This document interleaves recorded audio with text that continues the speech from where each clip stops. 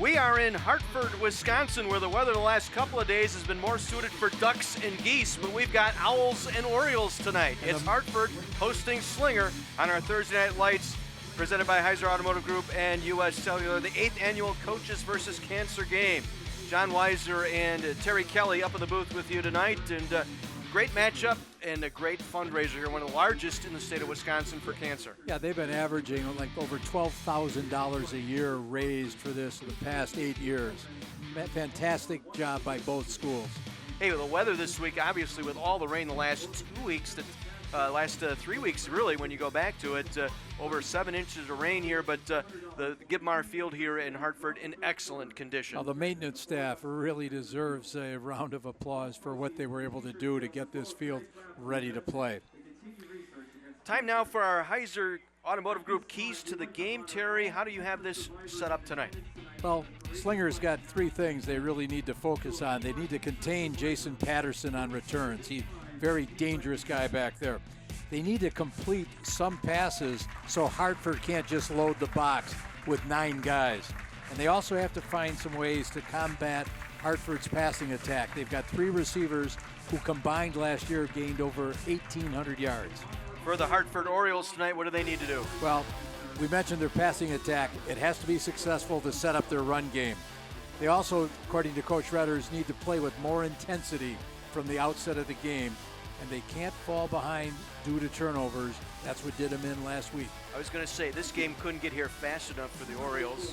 Yeah, left a bad taste in their mouth. They were down 21-0 before they knew it. Fought back, but you get yourself behind by that much, difficult to overcome.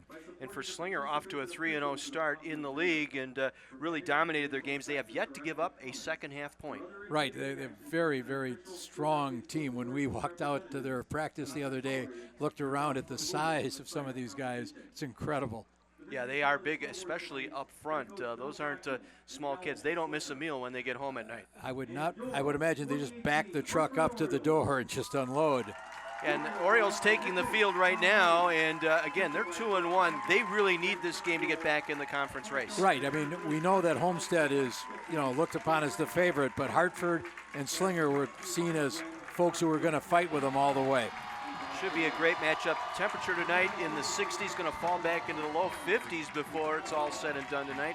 A little bit of a light easterly wind here tonight, so an all-grass field. You don't see too many of those in high school football anymore. No, and as you look at the coaching staffs, they all have the T-shirts on celebrating the idea of this cancer being fought by the coaches, these 2 communities, these 2 teams. It's been personal both on the field and up here in the booth. We'll talk more about that as our game continues here tonight. Right now we're going to enjoy our national anthem this evening, and we've got a treat for you. It's the cast from Hartford Union High School's production of Little Shop of Horrors performing our national anthem here tonight. Little Shop of Horrors, which opens on Friday, November 9th under the direction of Andrea Mosher.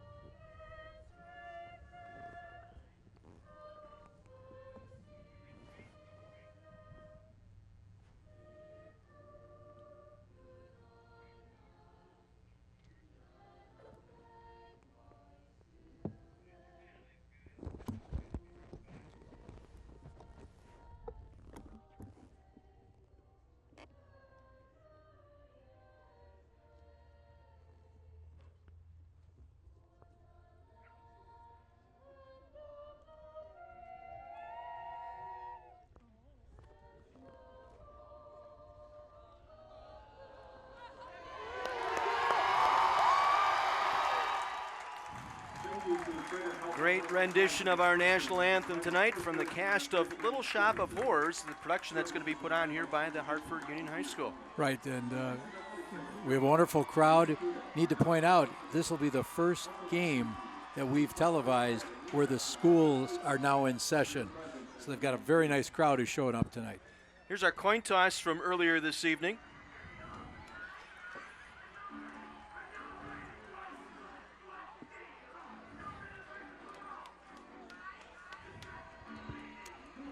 And Hartford is going to kick off tonight, so Slinger will be getting the ball first. We're going to see that I formation, quarterback under center. Boy, we're talking coming in this week. That's the first time in 3 weeks we've got a team that will play with a quarterback primarily under center. And you almost wonder, will Coach Jacklin and his offensive coordinator, Aaron Pokshava, decide to come out and maybe be in spread just to see if they can play with the minds of the Hartford Orioles. There you see the offense for the Orioles. Up front, the big man there is Hoytink, who we mentioned in the pregame. He is going to Penn Ivy League school. 31 ACT score, 399 GPA. There was some English teacher his freshman year decided not to give him an A. And at 6'4", 307, maybe you go back and talk, have a little talk? I changed the grade. Here's the kickoff. It's going to go to Lighthizer just at the 5-yard line. He'll take it across the 20 and continues forward out to the 25-yard line. 20-yard return for the Slinger Owls. Getting in on the stop, Adam Sturman on special teams for the Orioles. So the Slinger Owls will get the possession here to start the ballgame. Let's set our defense for you. And up front, we've got Josh Budenhagen and Emmett Morey, Nick Heffler, and Justice Oho out there. Up front, the linebackers we featured in our pregame, Lazarus and Saramore, and Jason Patterson, honorable mention all-conference, leading the secondary. In the first play, surprise, a run across the line of scrimmage, maybe a gain of 2 by Lighthizer on the carry. Bringing him down, Max Grimm, one of the inside linebackers for the Orioles. You saw Tim Saramore set the edge there, turn that play back inside. So gain of 3, it'll bring up 2nd and 7 out of the I formation. Quarterback Weisbier under center. And he will give to Lighthizer, trying to get the edge left side, and he runs right into a stack led by the junior defensive end in there, and a penalty marker on the play.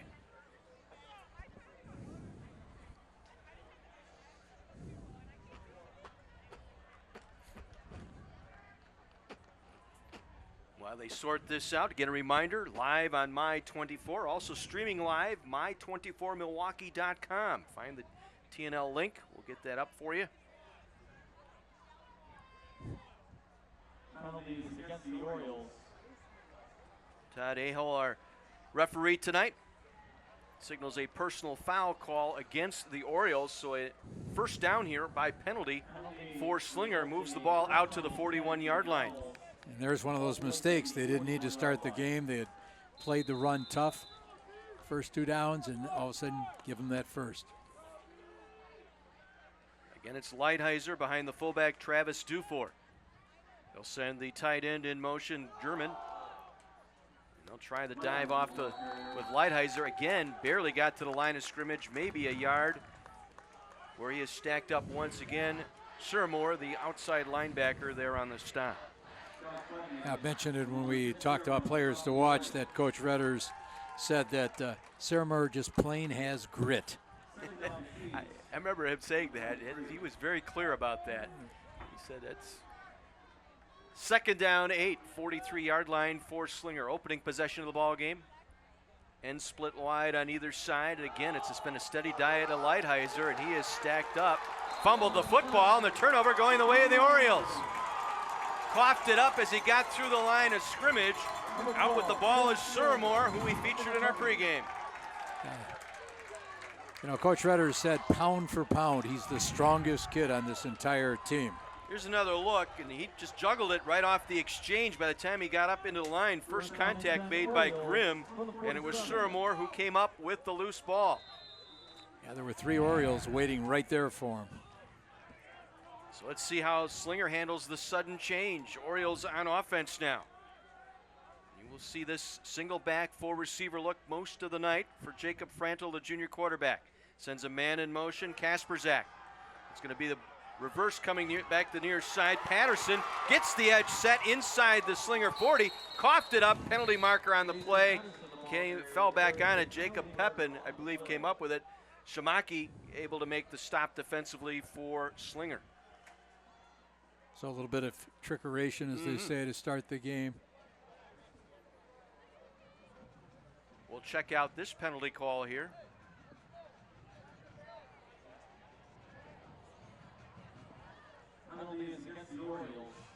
So block in the back, the call from the spot of the foul. See if we catch a look at this on the reverse. Right there, I believe, was the call as they were stringing it down the line, and he saw the ball come out. Pepin was able to fall on it. So basically a 1st and 11. They'll mark it at the 48-yard line. Single back is Savage.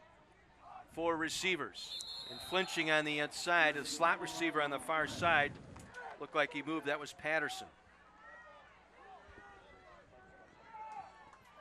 So another 5-yard penalty makes it a 1st and 16 as we join our 3rd member of our crew here tonight, Mike McGivern. So, guys, listen to the defensive coaches. Hartford obviously pretty excited about getting the turnover. Talked a little bit about that penalty they had. They said, boys, we need to just be consistent, be focused, and stay within what we've talked about and knock off any of those penalties. Awfully excited on the defensive side here in Hartford. Orioles will run the ball here on 1st and 16. They get most, if not all of it, back, and then some. Scott Savage down the far sideline. Savage to the 12.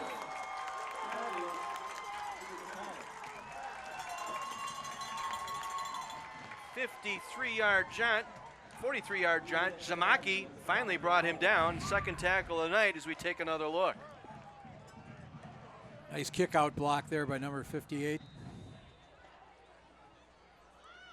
Able to break that tackle attempt that time by Hayden Wagner.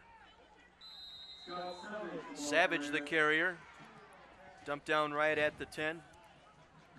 Tommy Bowden, the senior inside linebacker, there on the stop. Yeah, Scott Savage is the leading ball carrier for the Orioles this year. He's gained 374 yards first 3 games. A 2-sport athlete, baseball more his forte. Excellent baseball player, according to Coach Redders. This time they've got Kasperzak in the backfield. He'll get it. Kasperzak around the near side, inside the 10 to the 8-yard line. Joe Kasperzak, his first carry. Hayden Wagner, corner here on the near side, able to shed the block and make the stop.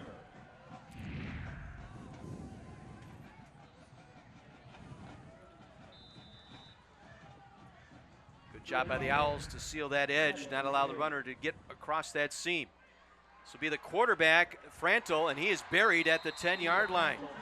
First man in, Nick Polite, right there along with Tyler Dixon.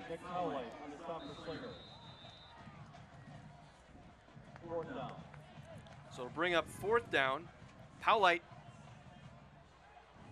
able to deny Frantel that time, so the field goal unit on here, A.J. Arndt, a sophomore, and a good one.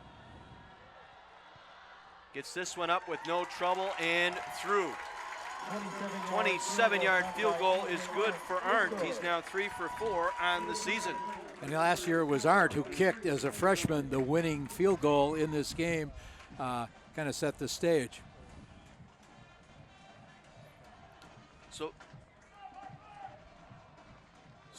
So 4 minutes in, 3-0 Orioles. They capitalized on the fumble recovery. Points off turnovers a key. The other key member of our group, Mr. John Pearson, with a guest.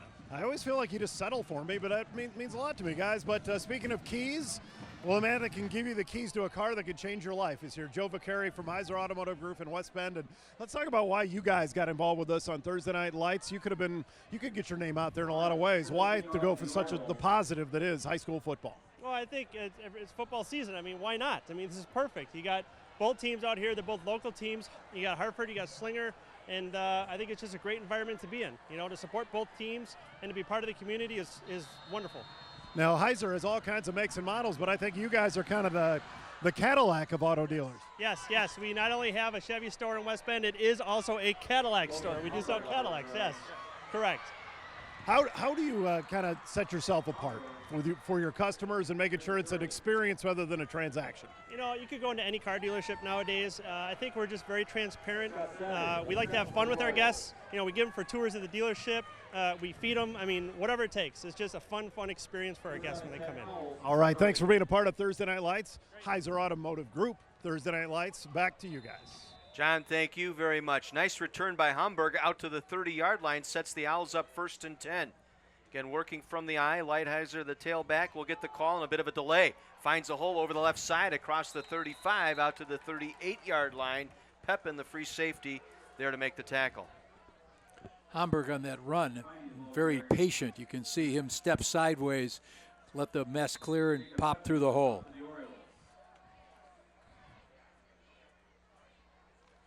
Sets up a 2nd and 3.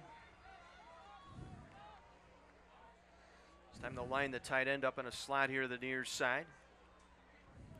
Lighthizer again with the call, and again buried. Tim Surmore, outside linebacker, immediately there.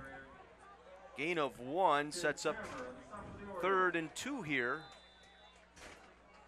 Make it 3rd and 1 for Slinger. They need to get it to the 40-yard line for the first down. Again, first downs this quarter, I should say, brought to you by Gruber Law Offices. One call, that's all.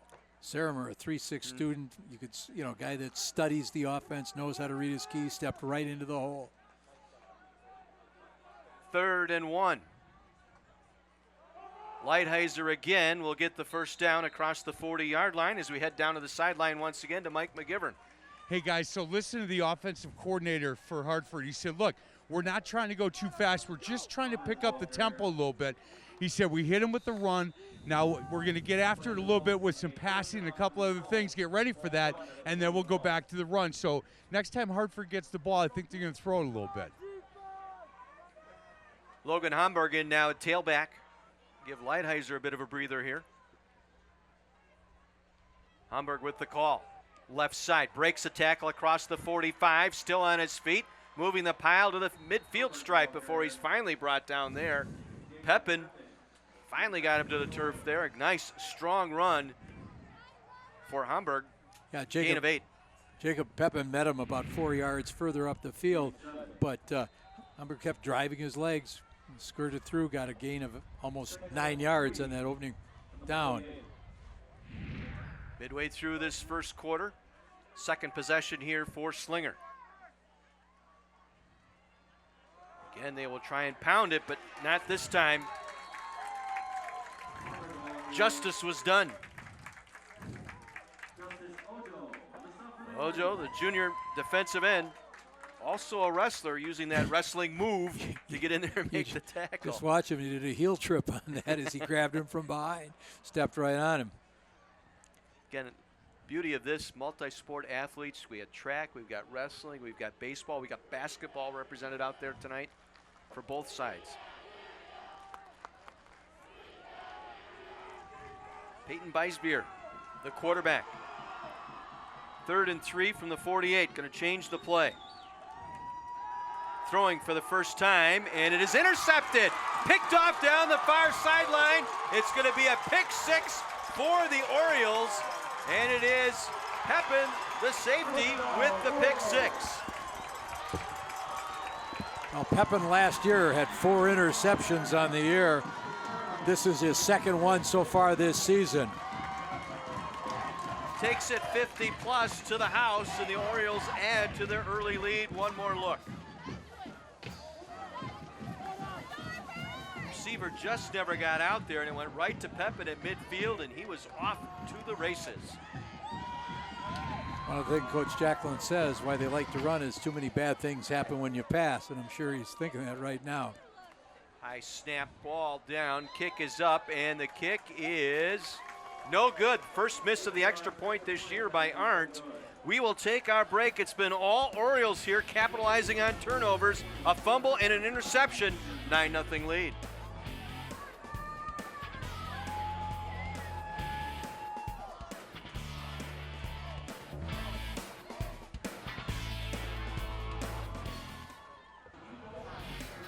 Pair of turnovers by Slinger, and the Hartford Orioles have capitalized, jumping out to a 9-0 lead.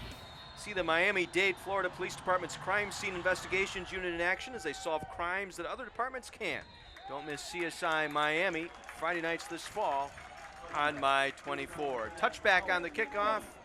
It'll be Slinger ball at the 20-yard line. Now, if you're Bill Jacklin, you've got to try and build this team back up. Two bad things have happened here early on. Right, and I think Hartford, conversely, they think back to the start of last week's game, much better outcome. They had a couple of penalties that thwarted that first drive, but once again, they've made some big plays. This will be Danny Brewer in at quarterback. Brewer was injured last week, got cleared to play early this week, so he is in there now. And they will try and run here on the near side, and Hartford does a great job stringing that out. Nick German on the carry. Pepin there to make the stop, who ran that interception back for a touchdown. Stay tuned. At the end of the game tonight, we'll highlight our player of the game, brought to you by the United States Army. Army Strong. Once again on that last play, Tim Surmer set that tackle up by holding that outside, forcing the ball back inside. Surmer with that fumble recovery that led to the early 3-0 lead. High snap and trouble. Brewer trying to take that snap, couldn't handle it. Tackled for a loss. They're going to give it to Ojo again. He's had a couple of big plays early on defensively for Hartford. Right, and you're going to see the outside linebacker flash in from the outside. I don't know whether that's something that quarterback Brewer saw out of the corner of his eye and distracted him.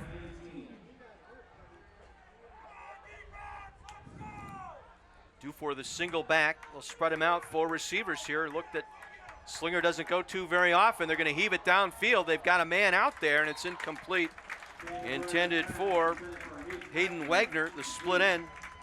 400 runner at State this past year. Placed at State, so you want to make use of that speed. Throws a nice ball, too. That was a nicely thrown pass, just a little bit out of the grasp of Wagner. So 4th down, the punting unit on for Slinger. Yeah, we've got Jason Patterson waiting to return this one, and one of the things Coach Jacklin said they had to make sure is that they got downfield and didn't allow Patterson's returns to really set up the Hartford offense. Nick German, senior, into punt.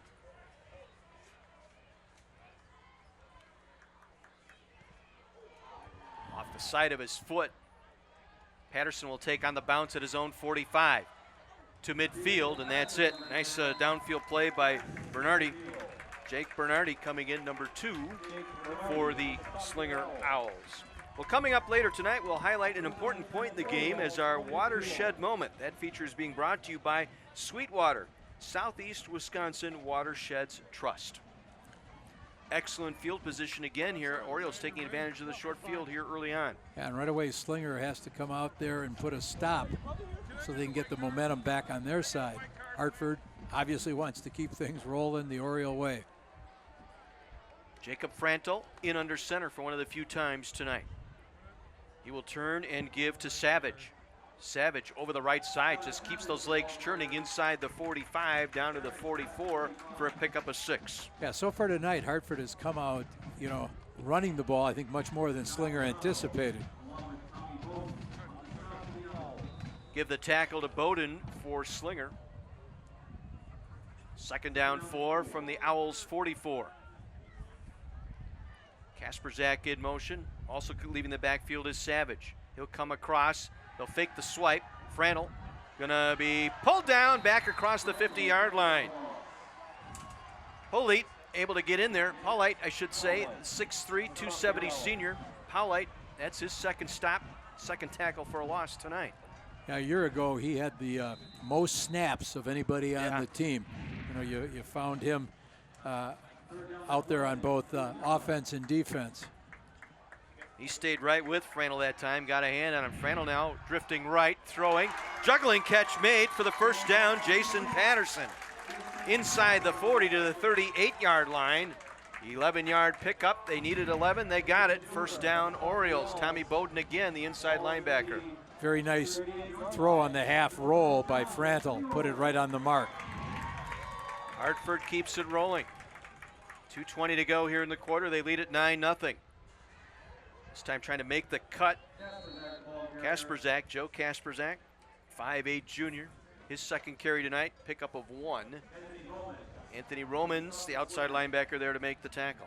Yeah, the field is a little greasy. You are going to see some slippage, but given what the weather been like earlier this week, we're certainly fortunate to have things footing be as good as it is. 2nd and 9 from the 37. Going to toss it back on the inside bubble to Pepin. Pepin takes it inside the 20 and wrestled down at the 18-yard line.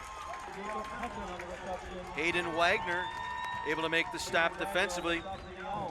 Wagner, the corner here on the opposite side, coming across the formation with a penalty marker down.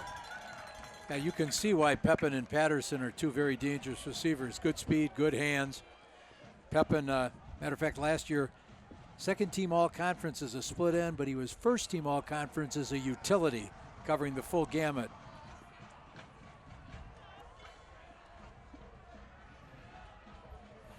Well, the officials try and sort this one out. We sorted out a great meal tonight. Dan providing our wonderful food each and every week for our Thursday Night Lights staff and crew. You can check them out at dandanmke.com for their complete menu and delivery options. Great food once again. Thank you, Dan.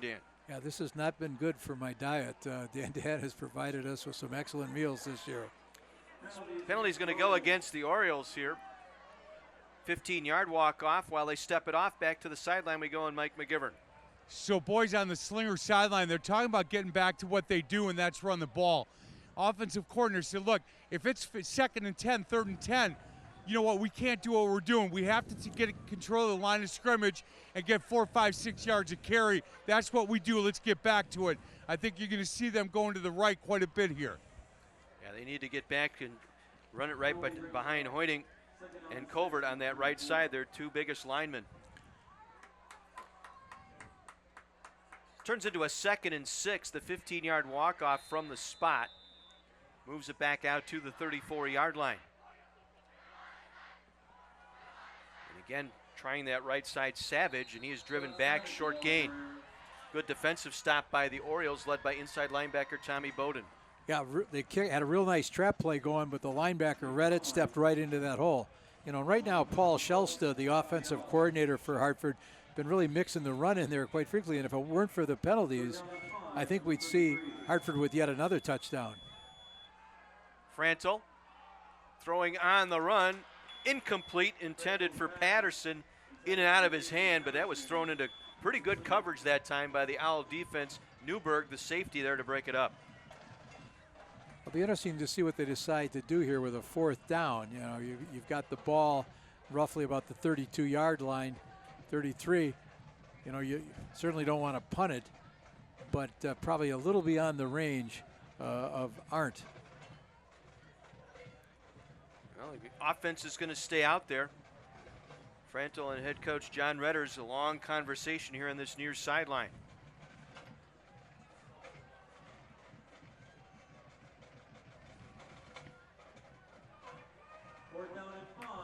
This will be 4th and 5 from the 33-yard line. Back judge counting down. They just get it off. Frantel with time, going to heave it for the end zone. And it's going to be knocked away, incomplete. Looking for Jacob Pepin down the near sideline. He was covered quite heavily there by Nathan Newberg. Yeah, Hartford coaches were yelling for a little interference. They had a little bit of an armbar action preventing him from getting upfield. But pretty good coverage. Yeah, very good coverage, but both players going for that football. The officials let that go. So the Owls take over on downs at their own 33-yard line. They trail 9-0. Fumble leading to a 28-yard field goal, and then the pick 6 by Pepin has put the Owls in this hole. They will try to run it once again. And again, Orioles defense able to stuff the run. Lighthizer with no place to go that time. Maybe squeaked out a pair. Well, right now, Hartford's putting 8 men in the box, anticipating the run. And Slinger, that's what they hang their hat on, is running the ball. So it's going to be a test of wills here. See who's going to come out. The second straight drive, it'll be Danny Brewer at quarterback here, the senior. Again, we mentioned got knocked out of the game last week, just got cleared to play on Tuesday. Looks a lot thicker than 170 pounds that he's listed. We saw him at practice this week. He's going to run it on the naked boot, and again, Orioles in the backfield almost immediately. Mitch Schumacher, the strong safety, got in there right at the snap. And that will end our first quarter here in Hartford. The 8th annual Coaches versus Cancer game between Slinger and Hartford. Going the Orioles' way here. Our Heiser Automotive Group Thursday Night Lights, presented by U.S. Cellular.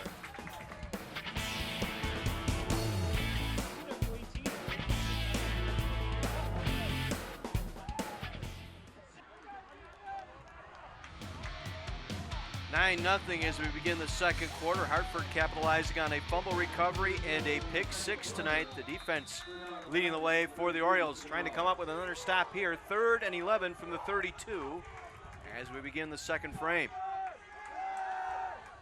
Going to heave it out, has a man open on the wheel route. Catch is made over the shoulder inside the 20 and down at the 18-yard line. Hayden Wagner with a beautiful catch. Excellent throw by Danny Brewer, hit him in stride. It was Patterson who saved 6 for Hartford. You saw that track speed for Hayden Wagner come into play there as he flew by the defender.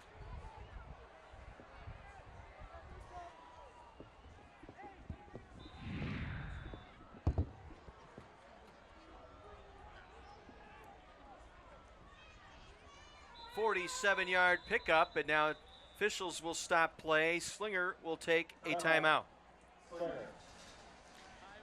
So while they sort it out, we'll let you know our Salvation Army Doing the Most Good feature highlights Angela Swinehart, field representative for the Salvation Army in southeastern Wisconsin. She would like to remind you that you can help in doing the most good for the Salvation Army by donating.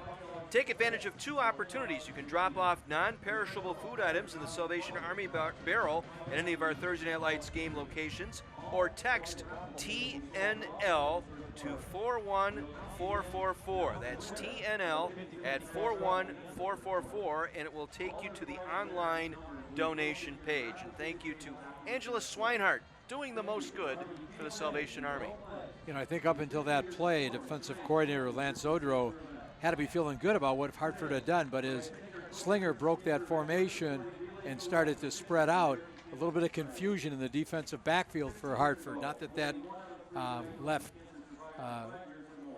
Hayden Wagner free, but it was more that they seem a little discombobulated.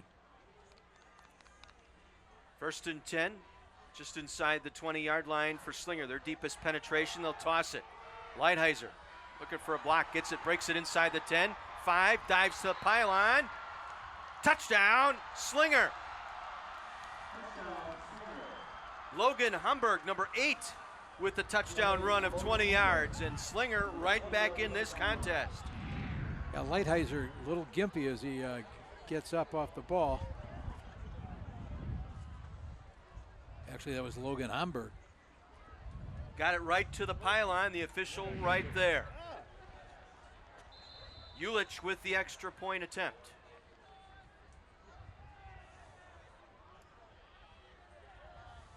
High snap. Ulich, kick is blocked. It could be returned. Live ball. No, it is not a live ball.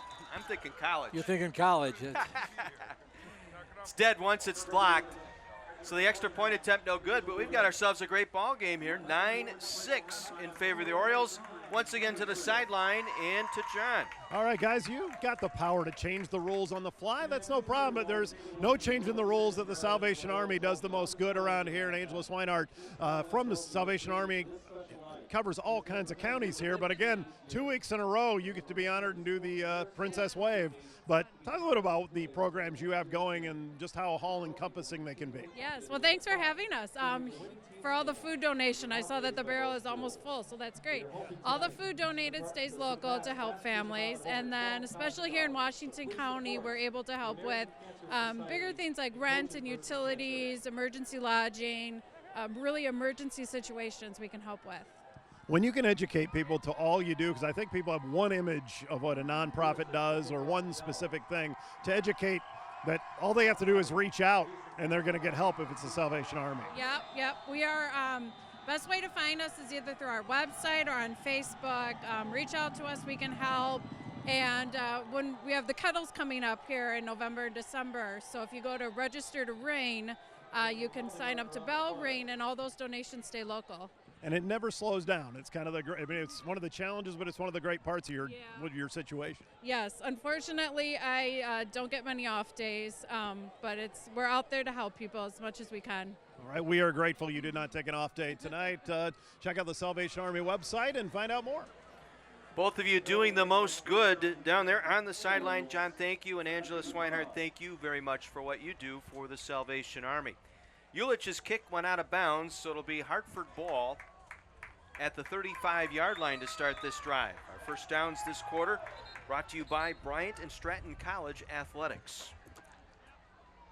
Yeah, you hate to come back from having a big play like Slinger just had and then kick the ball out of bounds, wind up giving a little better field position to Hartford. 47-yard play set them up at the 20, and one play later it was Humberg, his 4th touchdown of the year. Cut the deficit to 3. They'll try a little toss sweep here to Savage. And he gets across the 35 to the 39-yard line where he is rolled there. Tommy Bowden there first for the Owls. I think if they saw a replay of that, Slinger might wonder if they were getting held on that outside there. But it's difficult with so many bodies flat on. See as you come around the corner here. A little bit. A little bit of tug. Pickup of 4 sets up a 2nd and 6.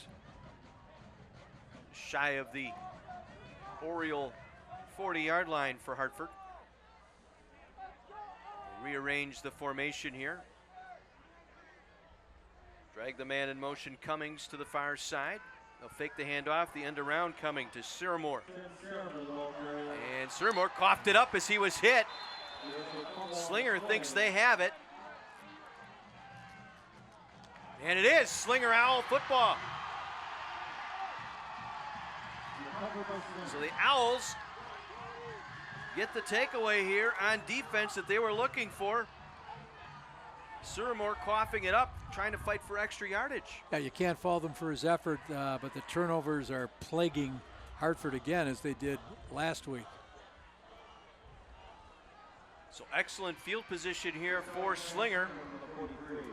From the Hartford 43, Danny Brewer, the senior quarterback, came in the second set. Has been at the helm since. They'll work it out of the eye.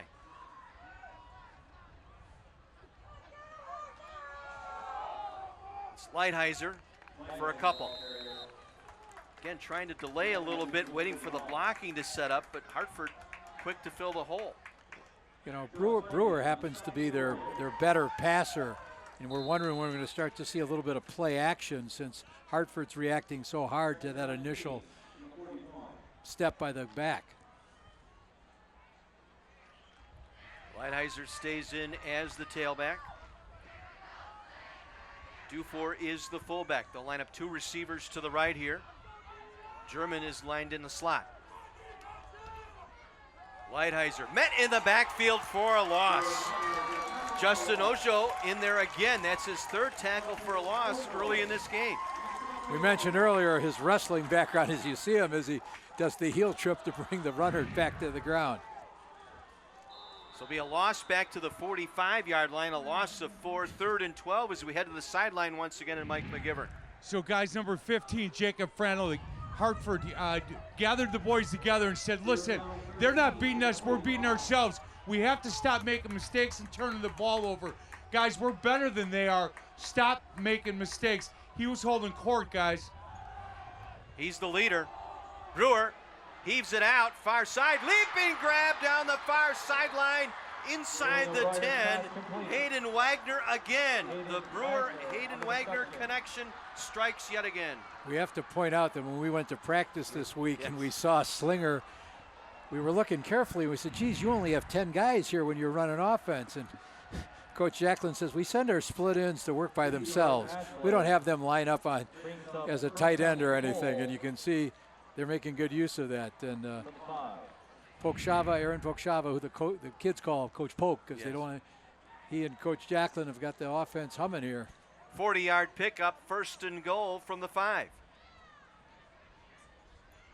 Lighthizer angles his way, second effort, dives forward. Did he get in? He did. Touchdown Slinger, their first lead of the night. Touchdown run by number 5, Jared Lighthizer. Lighthizer fighting his way to the goal line, able to stretch that ball across for the 6. You know, and if I were a running back, I might look to run behind Ryan Tuttle at 265, a junior, Ben Hoiting, 6'4", 307 at the guard, and Charlie Covert, a small 6'2", 295 at tackle. Ulich for the extra point. The Olin snap a little high last time. Let's see, again it's high, they get it down. This time he gets it through. 13-9, Slinger, their first lead tonight. They capitalize on the fumble recovery. Once again, Lighthizer met at the 3 and then just kept the feet moving, fighting for the goal line. Nice spin into the end zone. First 50-50 raffle ticket number, winning number is 501. So each team capitalizing on turnovers tonight. Yeah, I imagine Coach Redders is re-emphasizing the point that his quarterback Frandl was making. You know, they're not beating us so much as we're beating ourselves. Their mistakes, their penalties have really thwarted them. This week in Faith in the Zone, former Oklahoma and Stellar quarterback Landry Jones joins Mike McGivern and Pastor Ken Keltner to discuss his faith and how it's affected his professional and personally. Faith in the Zone this week, Sunday night at 8 p.m. only on Sports Radio 105.7 FM, The Fan. Well, Hartford had the early momentum. Slinger has taken that away. The Orioles need to regroup. And this will go to Savage. Across the 15, Savage with some running room, high tackle as he made it to the 25-yard line. Did not see a flag there, but very high tackle made by Devin Hayes on special teams for the Owls. Yeah, when we came up to practice on Monday, we had seen Hartford trying to work on their return. They were trying to do a kick down and then a kick out right at the sideline and have that back get right up the sideline, but that time Slinger had excellent coverage. Devin Hayes with the nice job to get in there for the solo tackle at the 25-yard line. 9 minutes to go, first half. Slinger in front for the first time tonight. So we'll see how Hartford responds here. Frantl will get them set. They'll show I formation here with Frantl under center. They'll give it to the tailback, Savage. Big burst across the 25, makes it to the 30-yard line. Brought down by Anthony Romans.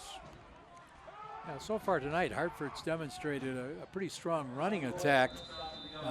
When you think about they've been trying to pass the ball throughout the year, if they can just now be consistent, I think they can give people some real problems.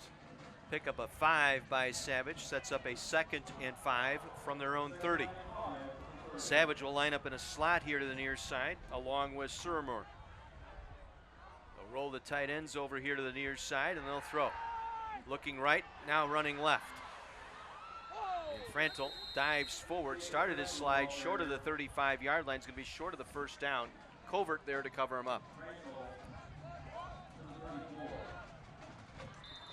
So it sets up 3rd and short here for Hartford. Now we'll see what offensive coordinator Paul Shelsta decides to, what he wants to choose as his running play here.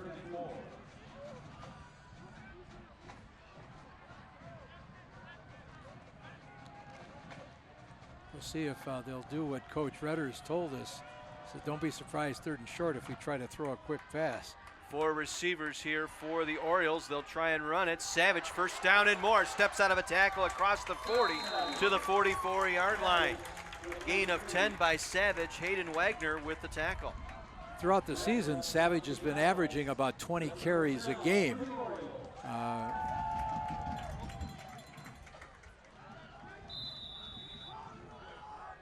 5'10", 185, and a senior. Another Bryant and Stratton College first down. That pass thrown low may have been tipped on the rush that time by the Owls.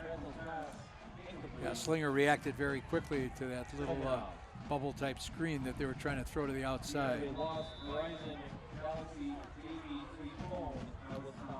Second down and 10. If this is yours, please retrieve it from the 43.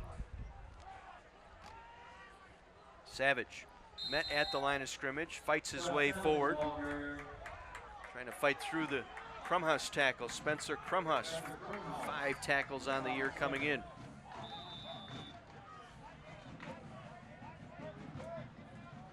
So 3rd and long now for Hartford, 3rd and 6. Again, they'll go with a 4-receiver set.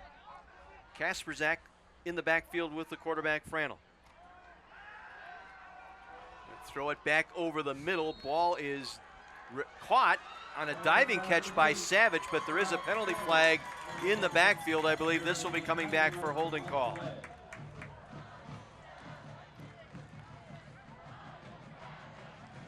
Penalty is against the Orioles. So indeed, holding against Hartford negates the first down. We'll set up 3rd and even longer here, our 3rd and 16 for Hartford. Yeah, on that play, they had Jerry Weatherall, the defensive coordinator for Slinger, had taken out Charlie Covert and Nick Powlite, 295, 270, and put in some smaller, quicker guys anticipating the throw. And they did put some pressure, and they were forced to try to hold to stop them. Timeout will be taken here by Hartford. Their first charge timeout of the half. Again, they raced out to a 9-0 lead the first 5 minutes into the contest, but since then, Slinger has come right back. Yeah, they actually, one of the things they did, Slinger slid their defensive end, Jack Haluzak, down inside, tried to take advantage of his quickness. And it's one of the things the coaches mentioned from Slinger is he's not the biggest guy when you look at their whole squad. They've got some unbelievable size. He's 5'8", 170, but they said his motor is unbelievable. Speaking of motoring and unbelievable, high school stars and a football player from South Central recruited to play for Beverly Hills High School. 2 separate worlds collide in its All-American.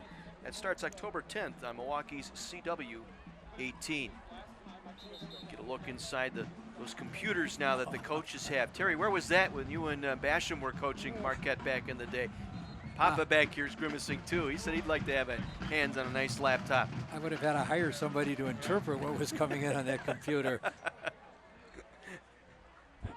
Want to send our best out to Dick Basham tonight. Thinking of you, buddy. 3rd and 20 for Hartford at their own 33-yard line. Once again, they've got those smaller, quicker guys inside for Slinger. Going to try to create a little havoc on the pass rush. We're short a player here. I'm not sure what's going on. I saw the referee walk a player to the sideline. I think he's got blood on his elbow, and so they've sent him out. That would be Siramore. Franel with the rush in his face, stepping up in the pocket, has a man open, catch is made, Patterson inside the 20, down to the 16-yard line, Hayden Wagner with the touchdown-saving tackle. Now Patterson last year had 5 touchdown catches. You see his tremendous speed. 53-yard hookup between Franel and Jason Patterson. First down at the 16. Again, first downs this quarter brought to you by Bryant and Stratton College Athletics. Savage breaking a tackle. Savage to the 5. 11-yard pickup for Scott Savage. Sets up a 1st and goal. Newberg, the safety there to make the stop. Yeah, Hartford into a hurry-up offense here, getting up to that line of scrimmage quickly. Savage the single back. Now whistles here. Slinger will burn a timeout on defense. Stops play with 6:25 remaining. Owls have used 2 timeouts here early in this contest. And here's our big crowd tonight. It's the 8th annual Coaches versus Cancer fundraiser. Again, these 2 teams the last 2 years, Terry, raised over $25,000 combined the last 2 years. And it's fantastic that these athletes are finding out there's a lot more to life. And both coaches are very supportive of one another. When this whole Coaches versus Cancer thing started, Coach Kevin Wilkinson from Slinger came down with cancer back in 2011. So they decided to have this game, and then they'd have a trophy was named after Coach Wilkerson. And then 2 years ago, John Redder's father passed away. Slinger said, you know, we'd like to rename the trophy and do that.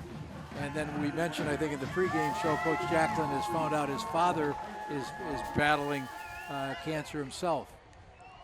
So this is personal for these kids and these coaches. So following the timeout, 1st and goal from the 5-yard line for Hartford. Savage the single back. He'll get the call. Delays, touchdown Hartford. Nice little shuffle step, waited for the block to set up, and Savage into the end zone.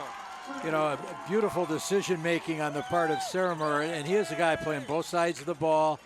They said, you know, here's a guy that is, he's our kind of our spiritual leader, gritty, 3.6 GPA, does everything for this team.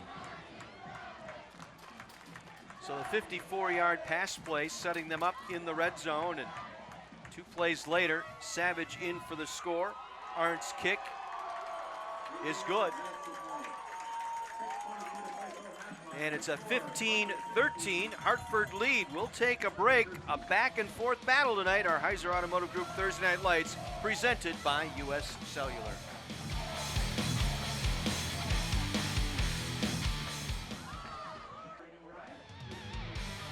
Orioles back in front, 16-13. A beautiful drive following the Slinger touchdown. They answer, recapture some of that mo. Yeah, Hartford responded quickly, and with, you know, they think that their quarterback Frandl is a wonderful decision maker. Lighthizer drifting under this one at his own 10. Tried to make a cut across the 15, lost his footing, and that allowed the Orioles to get down the field and cover the kick. Steven Lazarus there to make the stop defensively for Hartford. And so the Owls will start inside their own 20 on this drive. Yeah, excellent coverage that time. Once again, down to the sideline, Mr. Mike McGivern. Hey guys, couple things. The Hartford coaching staff talking to the refs about spotting the ball a little quicker. He said, "Look, we're trying to go up tempo a little bit. Refs, you got to get the ball down quicker." Also, offensively, when they get the ball back, and they think they get it back with about 3 minutes to go. Got a couple ideas what they're going to do before half, boys. Great stuff, Mike. Brewer will hand it off. Humberg, who scored the touchdown earlier for the Owls, takes it out across his own 25-yard line. Mitch Schumacher, the strong safety, there to make the stop. Nice gain of 9 that time. Owls trying to wrestle that momentum back here midway through this second quarter. Yeah, Humberg coming into this game had scored 3 touchdowns, rushed for almost 280 yards. Officially a 9-yard pickup, 2nd down, 1 for the Slinger Owls. And they'll work it out of the eye. Brewer came in on the 2nd series. He's been the quarterback since. Trying to come back from an injury from last week. We'll pitch it to Homburg. Trying to get the edge right side. We'll get the 1st down just shy of the 30-yard line. There to greet him, Nick Pepin.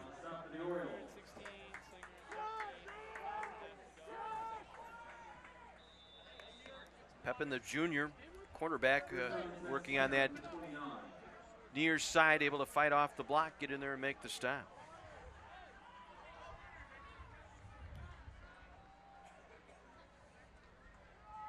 Fullback gets the call here. As that is Dufour, the fullback. His first carry today, 5'9", 170. Brought down by Lazarus, the outside linebacker. Hartford trying to rotate in some players. They brought in Cody Werner, one of their offensive tackles, try to get a little bit more beef in that line. Cody's 240 pounds.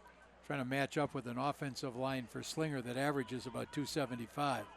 2nd and 6 from the 34 for Slinger. Fumble the snap. Never got back to Brewer, and it's recovered by the Orioles. 3rd takeaway tonight by the Oriole defense. Schumacher able to fall on that loose ball for Hartford.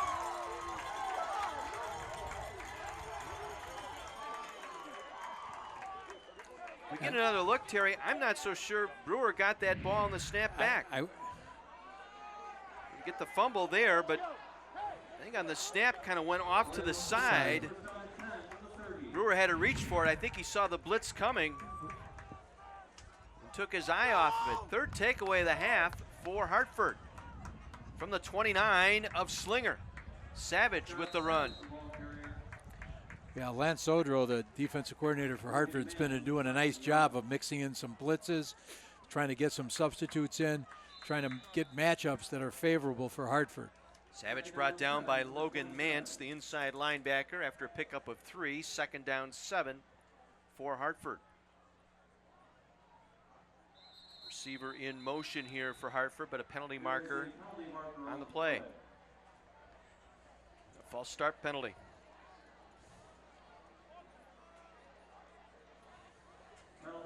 So we'll make it a 2nd and 12. Jacob Frantel, 6 foot, 175, a junior. 6 touchdowns on the season, 4 throwing and 2 on the ground. So 2nd and 12, ball back at the 32-yard line. Again, Kasperzak in motion. We'll take it on the jet sweep inside the 24-yard line. Powlite, 6'3", 270, the senior, able to make the stop. The back made a nice cut up inside Hayden Wagner, the cornerback. Got about an extra 4 yards on that. Gain of 7, 3rd and 5. On the draw, Savage steps out of a tackle, tries to fight it back, and he's met on the edge, brought down hard by Tommy Bowden. Great tackle there as he tried to bounce his way around the backfield. Looked like he had an open space, but Bowden cleared, or I should say filled that hole quickly. He initially ran into number 56, Charlie Covert, who at 6'2", 295 is kind of like a wall that you run into. It's a bit out of Arndt's range here. I think the Orioles are going to try and take it down as far as they can here. Burn some of that clock off and figure out what to do here on 3rd and long. So if you're Coach Redders right now, Terry, 2:44 left, you're facing a 3rd and long. A couple of things we saw in practice this week, maybe a little comeback out or a little post route maybe from one of the receivers. Yeah, he talked about a couple of things they really enjoy doing to try to get that. And so that comeback out pattern, get that back to be backing up and then break it off. But what's critical there, 2 things. Offensive line has to give your quarterback enough time to throw that, and the receiver has to be very precise and know exactly where those sticks are so you get this first down. Orioles trying to take advantage of a fumble recovery. Their 3rd takeaway here in this first half. 9 points off of turnovers so far tonight. Yeah, Slinger has been, having some difficulties with the turnovers, and I think if Hartford were to look at their biggest problem, it's probably been the penalties that have come at some inopportune times.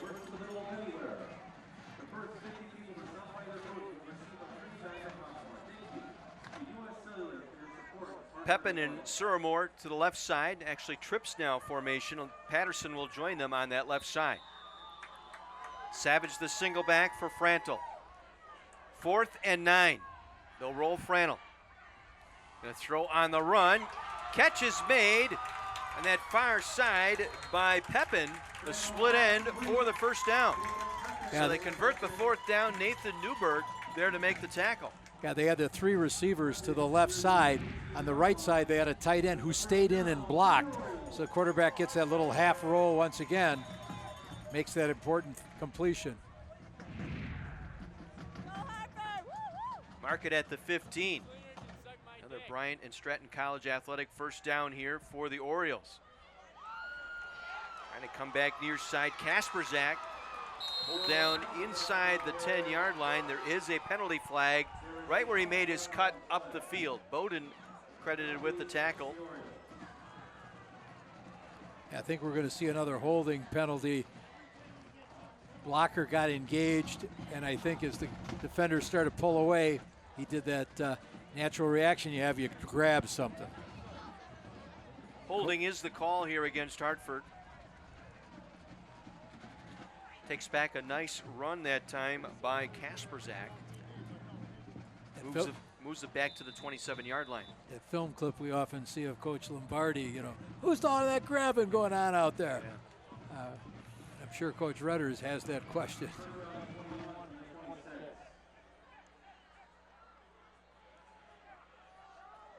This will be a 1st and 21 from the 26-yard line. Again, Kasperzak in motion. They'll pitch to Savage. Savage with a running room. Savage running over a tackler inside the 10-yard line. Pays to be the windshield rather than the bug that time.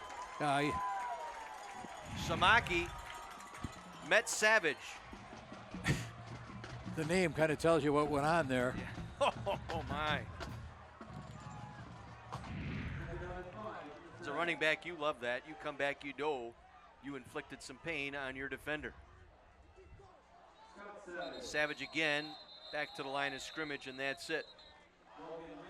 Mance, the inside linebacker, able to wrestle him down. Clock continues to roll here. 1:05 remaining here in this first half. Orioles with, I believe, 1 timeout remaining.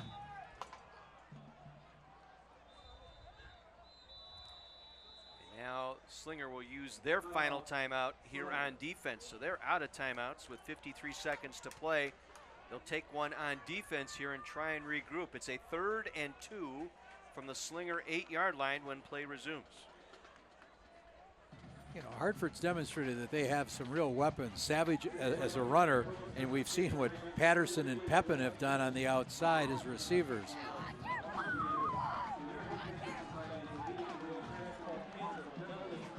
Again, if you're just joining us, Hartford jumped out to a quick 9-0 lead, a 28-yard field goal after a fumble recovery, then a 52-yard pick six by Pepin down the far sideline.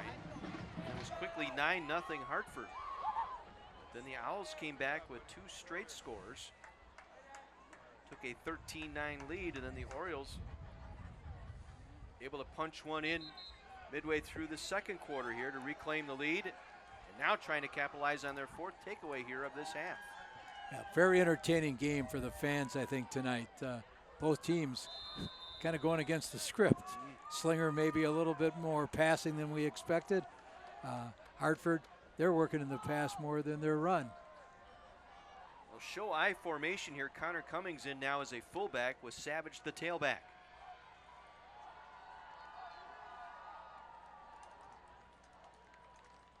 It's Savage, met in the hole immediately. I think Bowden again was in on that stop. 6 tackles now on this in this half for Bowden. Sets up a 4th down and short. And the clock continues to move here. Slinger can't stop it. They are out of timeouts.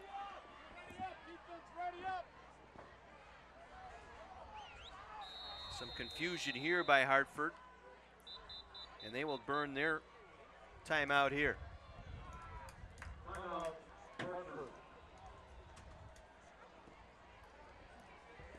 Well, interesting decision for Hartford to make here, I'm sure, as Paul Shelstad, the OC, and Coach Redders have their discussion trying to see, okay, what can they do? And sometimes you ask your kids, what can you do? They'll look at you and they say, run the ball.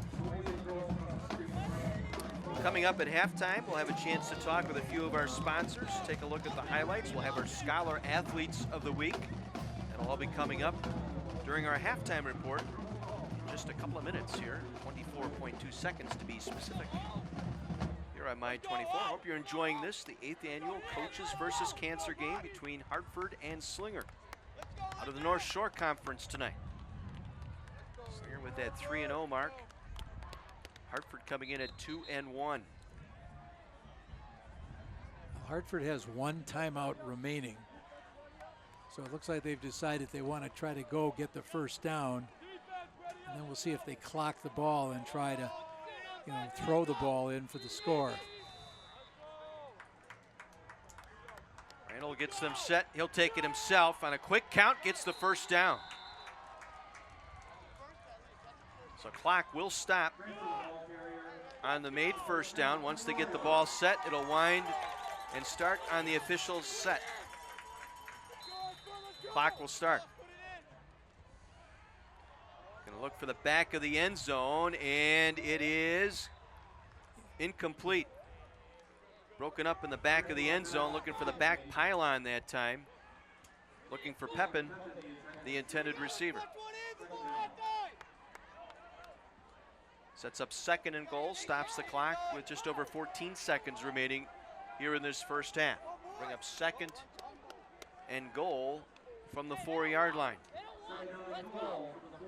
With no timeouts left, it kind of goes against the idea, okay, we'll try to surprise him with a quarterback draw, because if you don't make it, you're going to run out of time. Pepin split to the left. Surmore to the right. Looking for Pepin on a slant route. Did he make the catch? Yes, he did. Touchdown, Hartford. Late signal by the official. Pepin in for the 2nd time tonight, this time on offense. Nice little slant pattern. Lined up on that left side, the quick slant made the diving grab. Yeah, 9 touchdowns a year ago, 1 coming into this game. Sophomore Arndt will put this one up and through. 23-13. Orioles come back with 14 straight here. Taking a 10-point lead late in this 2nd quarter, and again capitalizing on the Slinger mistake, the fumble on the snap. Brewer couldn't handle it, and Hartford able to punch it in. Well, when Mike told us that Frannel had gathered his team and said, they're not beating us, we're beating ourselves, and now they've been able to kind of flip the script on that. They've gotten the turnovers, taken advantage of them, and find themselves up by 10.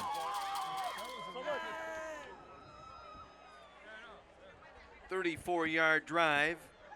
Pepin capping it off with the 2-yard touchdown reception. He has an interception pick 6 back in the 1st quarter. And now the 2-yard reception as a receiver. Let's see what Arndt does with this kick here with 12 seconds to go in the half.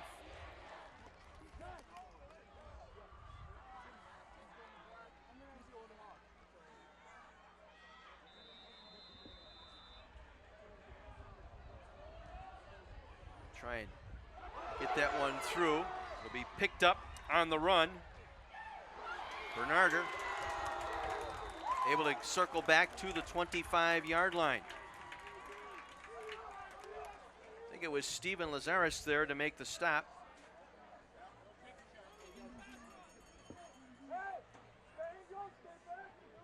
So it'll be 1st and 10 Slinger from their own 25-yard line with 4 seconds to go.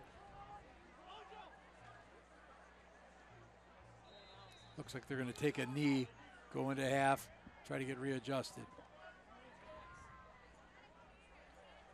Brewer will take that knee, and our first half will come to an end here in Hartford. 14 unanswered here by the Orioles, and they've built back a 10-point lead. They jumped out 9-0. They lead by 10 here at the half. Hartford 23, Slinger 13. Our Heiser Automotive Group Thursday Night Lights presented by U.S. Cellular.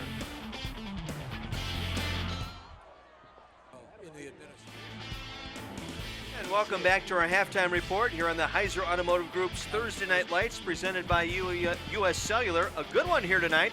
The 8th annual Coaches versus Cancer game between Slinger and Hartford. The homestanding Orioles lead it by a score of 23-13. Tonight we'd like to highlight some special student athletes as we're proud to present My24 Sports Scholar Athlete of the Week nominees. And this week's nominee for Slinger is Ben Hoiting. Ben competes in football and track and carries a 3.98 GPA. He's a member of the National Honor Society and High Honor Roll. He received all-conference and all-county first-team honors for football last season and qualified for track state in discus. Ben is a national bench press record holder and volunteers in the classroom and youth coaching through the rec department. He is committed to play college football at the University of Pennsylvania next year. And this week's nominee from Hartford Union High School is Tim Siramore. Tim participates in football and track and carries a 3.6 GPA. He's a member of the National Honor Society, Varsity Club, Math Club, and Team FBLA and DECA. He is a 5-time varsity letter winner, coaches flag football, as well as Play 60 instructor. Tim has been an honor roll student all 3 years of school while taking many AP classes. Congratulations to Ben and Tim, this week's Thursday Night Lights Scholar Athlete nominees.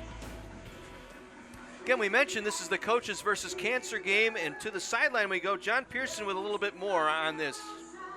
Well, thanks, guys. And there's a lot of emotions that go with this game here. First of all, the rivalry is a big part of it, but it's also the pride they feel in how much money they raise for cancer research and helping with finding people treatment. And it's an amazing story. And, of course, Coach Wilkinson from Slinger was the start of this, and his name was on the trophy for the winner for years and years. But a couple of years back, some tragedy came into the lives of the coach on the other sideline, so they changed the name of the trophy. And both coaches now talk about why that name change happened and what it means to these two towns. 2 years ago, I learned that my dad had lung cancer and liver cancer, and really, it was a really challenging year for us because I'd get done with football on Saturday and it would be head over to my dad's place and spend some time with him, knowing that he didn't have a lot of time left. And it was really one of those games because we played Slinger at the end of the year that year, and I'm sitting there thinking, my gosh, my dad can't be at this game, but he's at least able to listen to it on the radio. Soon after that game, we lost him the next weekend, and again, the coaches from Slinger, they just felt sorry, and they really were supportive. They know what matters. So that winter was kind of a neat experience. I got a call from Coach Jacklin. He said, yeah, our staff met, and we met with the coordinators that do the Coaches versus Cancer and the Relay for Life. We'd really like to rededicate next year the game in honor of your dad and Coach Wilkinson from Slinger. And you talk about just being pretty emotional about it. I was like, oh, they're going to do this for my dad and my family. So it was really an honor last year to get up there and see that trophy with my dad's name on it, and to think that forever kids will hear his name for what he had battled through, and maybe it'll inspire them to think about that next person in their life, either friends or family that are struggling with cancer. Coach Wilkinson started it, and he was a great man, and it meant a lot to the Slinger program. And I don't know how much it meant to the Hartford program. It was a trophy, challenge trophy, and we had some success, so the trophy stayed with us for a while. And I just thought, after I heard that, and I know my relationship with John, I'm like, let's make it so it is something that it really ties us together. And I think by doing that, it is a Hartford Slinger kind of tying together type thing. And we'd like to have the trophy back this year. We haven't had it for a couple of years, but I think that was really important to me, just because it affects all of us. And it means football is a means to do those things. And guys, the spirit of this does not end at halftime. They're not taking a break. Right now, the cheerleaders on both sides are in the crowd. It's become a competition to see how much money each school can give, their pennies, their dollars as they go along here. There's never a moment that they're not thinking about the Coaches versus Cancer and how they can get just a few more dollars for this. So the spirit here is it's remarkable in this Coaches versus Cancer game. Certainly is. These two teams have raised well over $25,000 the last 2 years. John, thank you so much for that feature. We're at halftime here in Hartford. The homestanding Orioles lead Slinger 23-13. Our Heiser Automotive Group Thursday Night Lights presented by U.S. Cellular.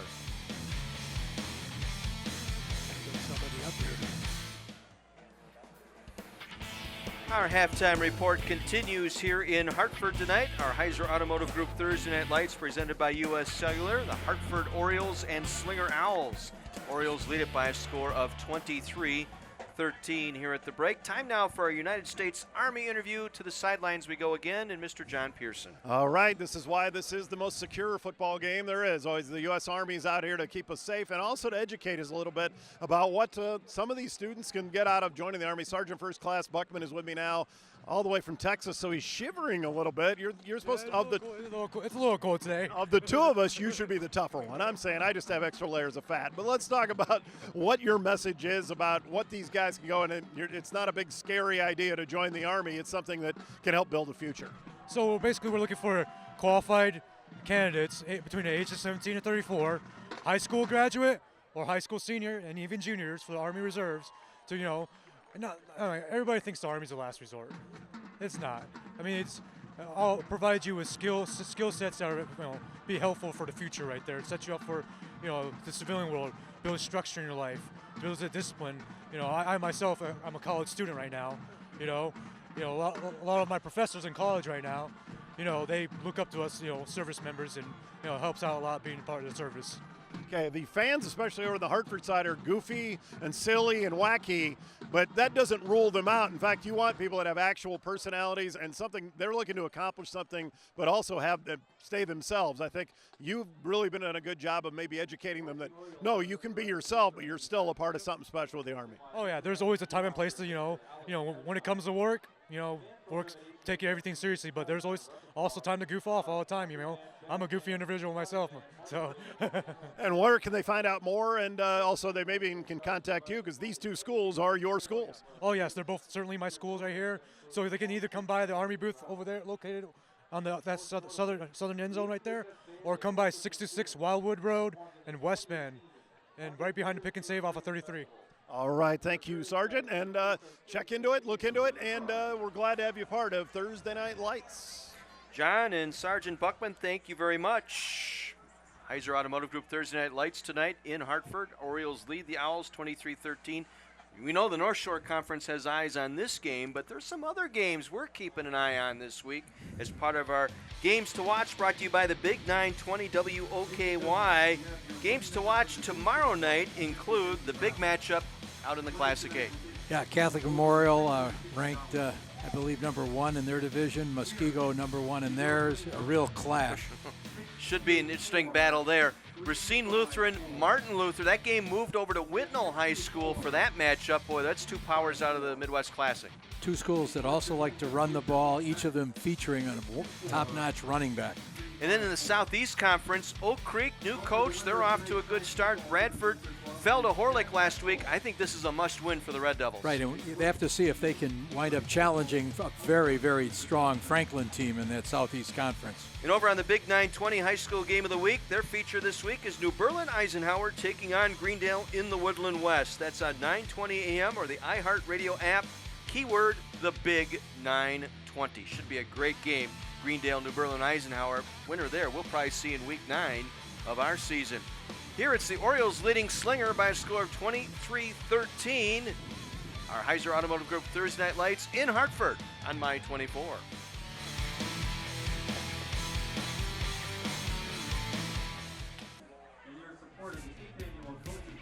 Our halftime report continues here on My 24. It's the Heiser Automotive Group's Thursday Night Lights presented by U.S. Cellular. And tonight we're in Hartford. The Orioles leading Slinger 23-13 with Hall of Famer Terry Kelly up in the booth. I'm John Weiser. Down on the sideline, we've got a couple of Hall of Famers. Here's Mike McGivern. Hey, guys, one of my favorite people of all time. He just is. Dan Brunner, former head coach here at Hartford, executive director of the WFCA. Coming back here, and I know you come to games, but this feels good. Oh, this is special. It just brings back everything when I look at the crowd here and just see the environment. Got a nice, cool autumn night. This is awesome. Hey, when back in the day, and you talked about the hill over there being full, and it just has that feel that the community's really getting behind not only this team, but certainly this coach, and you're proud of John Redders. Oh, John Redders is special. When I first got here back in '90, a year later, John came on board, and he was fresh out of northern Michigan. He was a good, solid player there. Had a great pedigree of his high school coach is a Hall of Fame guy, Wayne Keller, and obviously his college coaches were great. I had no idea how special of a person he was until he took over. He was our D coordinator. Through the years, John has just grown, and he's just epitomizes everything you want in a head coach. Yeah, I'll tell you what, he loves talking Hartford football. He's doing a great job as the executive director at WFCA. Very quickly, footballing conference is coming. I congratulate you guys for getting this thing probably all done, right? Yeah, Doug Sarver, our president, he took the bull by the horn there, and working with the WIA, which is, I don't want to say it's unprecedented, but it's been just a great partnership with them to get this accomplished, and it's going to go into effect in 2 years. We're very proud of that. He's Dan Brunner. I could sit and talk to him all day long. Guys, we got to get going to halftime. Dan, thanks a lot. I appreciate it. Boys, back to you. Mike and Dan, thank you so much. Time now for United States Army highlights, brought to you by the United States Army, Army Strong. And right off the get-go, after a 28-yard field goal, Mr. Pepin striking for the first time tonight. Ball got thrown behind the receiver. Nick Pepin took it into the end zone. That made it 9-0 Hartford. Looked like a rout was brewing, but not so, says the Slinger Owls. Yeah, all of a sudden we see Hamburg bust in the end zone. Nice cut upfield. Gets it right to the corner. Gets it in.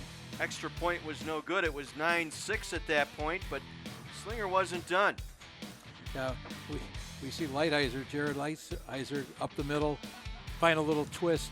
Gets in the score to give him the lead. 13-9 at that point. Slinger's first lead of the night, but Hartford, right after that touchdown, marched it right down the field. Savage able to punch it in. Yeah, he's been a very effective runner in the first half, over 100 yards. And capitalizing on another Owl mistake, a fumble recovery, it's Pepin, this time on the offensive side. Right, you can see both of these schools have a number of guys going both ways, making an impact on this game. 14 unanswered by Hartford. They lead it by a score of 23-13. Our Heiser Automotive Group Thursday Night Lights. It's coaches versus cancer tonight in Hartford.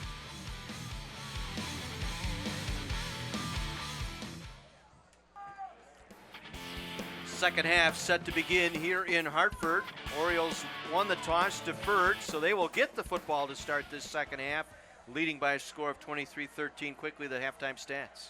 Yeah, I think, Orioles, we didn't expect those numbers the way they are. 124 rushing, 57 passing. The big number, 3 turnovers committed by the Owls, capitalized on 3 scores tonight for Hartford. Across the 30 to the 31-yard line. Jason Patterson with the return for Hartford. Sets them up in good field position here to open up our third quarter. Spencer Krumhus there to make the stop.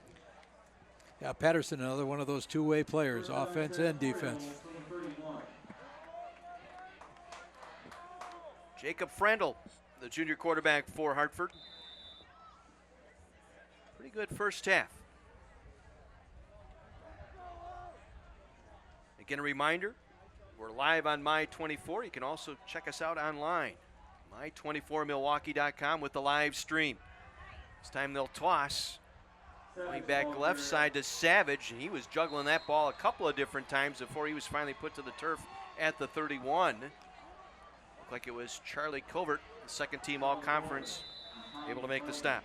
His teammate Tommy Bowden slid over there from the inside linebacker position to help out. Pickup of 1, 2nd and 9. On the read option that time, it's Kasperzak trying the left side. He is stopped for no gain, may have lost that yard. Bowden again in on the stop. The inside linebacker playing a heck of a ball game here so far.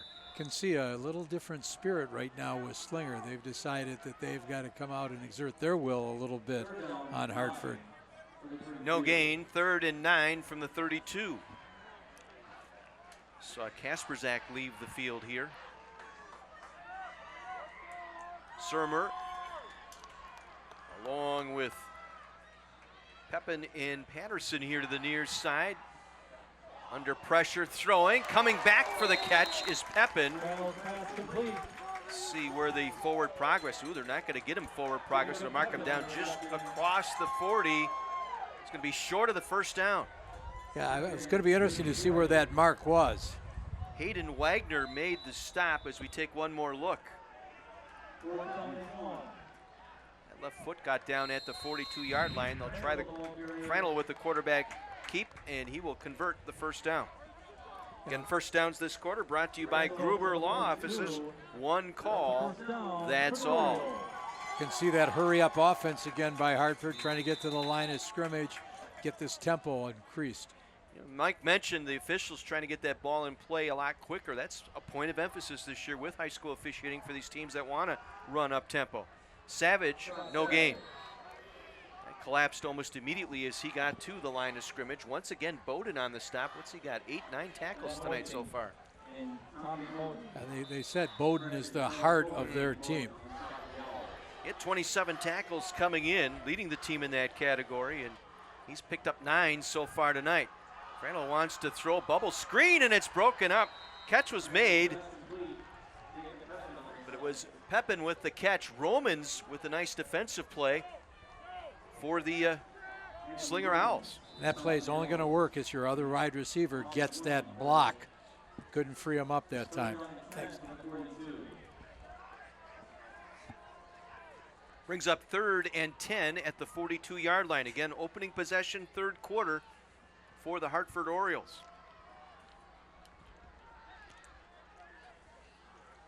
Savage the single back, 3 receivers here to the near side. Frannel can run it upfield, gets it back across the 44 out to the 45-yard line. Brought down by Timothy Gehring, reserve linebacker in there for Slinger. Yeah, Frannel made the choice not to try to force it in there. You know, Coach Redder said you can find kids that maybe are more flashy, but they love Frannel in terms of the decisions he makes, how he runs this team. This is the first punt tonight for Scott Savage.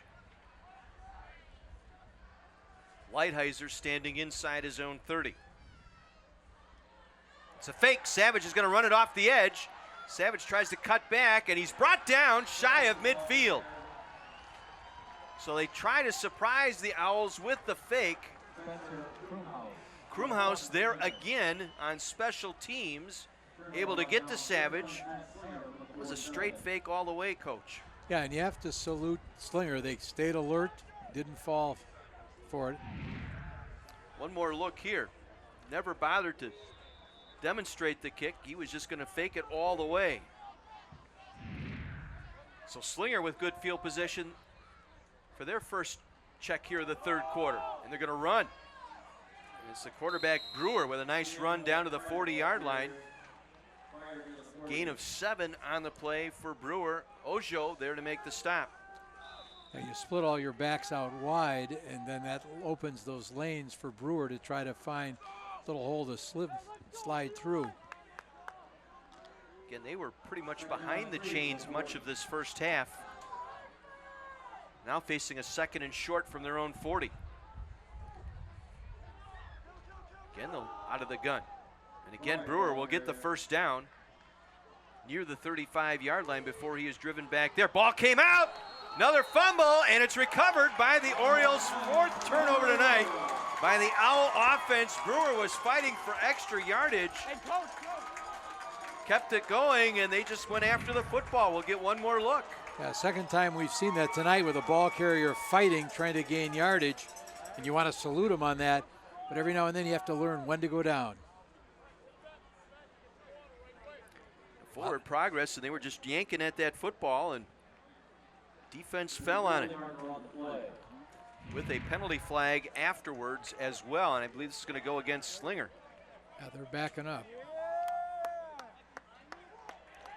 Unsportsmanlike conduct, the penalty here against Slinger, so add 15 more. We'll move it to midfield. Again, that's the 3rd fumble tonight and the 4th turnover by the Owls offensively. And whereas that fake punt looked like that might have been a turning point for the game, Hartford able to rebound with that fumble recovery. So 1st and 10 from midfield following the turnover and the penalty walk-off.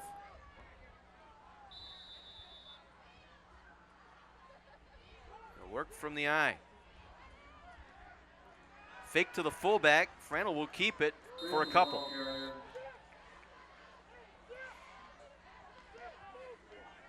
Tim Gehring there to make the stop.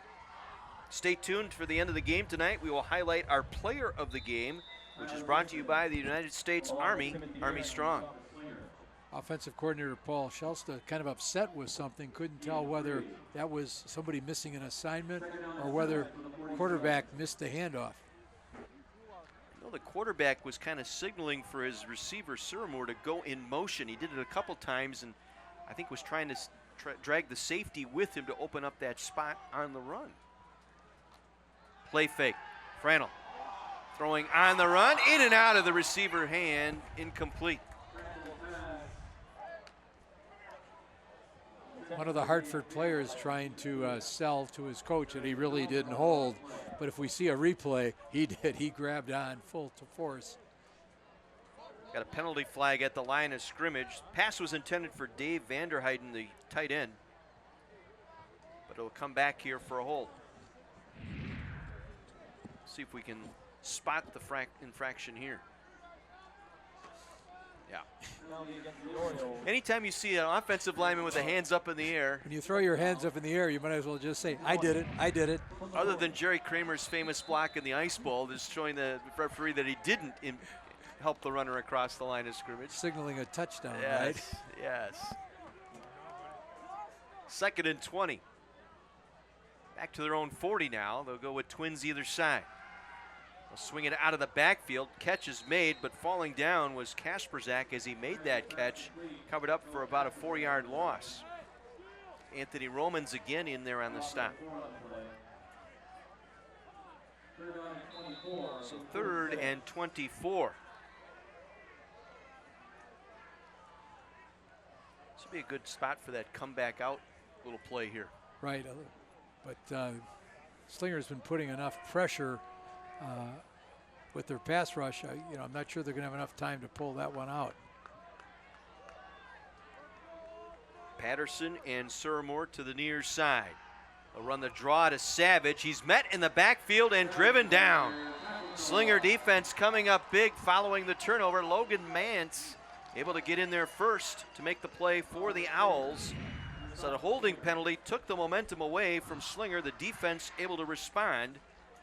Will force a punt here for the 2nd time in the quarter. Now the thing you have to learn to do on that draw play is you've got to invite those defenders to go to the outside. You got to create that seam for your running back. Slinger just collapsed everything. They faked on their last punt. Let's see what Savage does here. He will kick this one away. And a healthy boot at that. Lighthizer has to drift all the way back. We'll let it hit the turf. It'll roll inside the 20 and dead at the 16-yard line of the Slinger Owls. We'll take our commercial break. A 10-point Hartford lead midway through the 3rd quarter. Orioles over the Owls here on the Heiser Automotive Group Thursday Night Lights.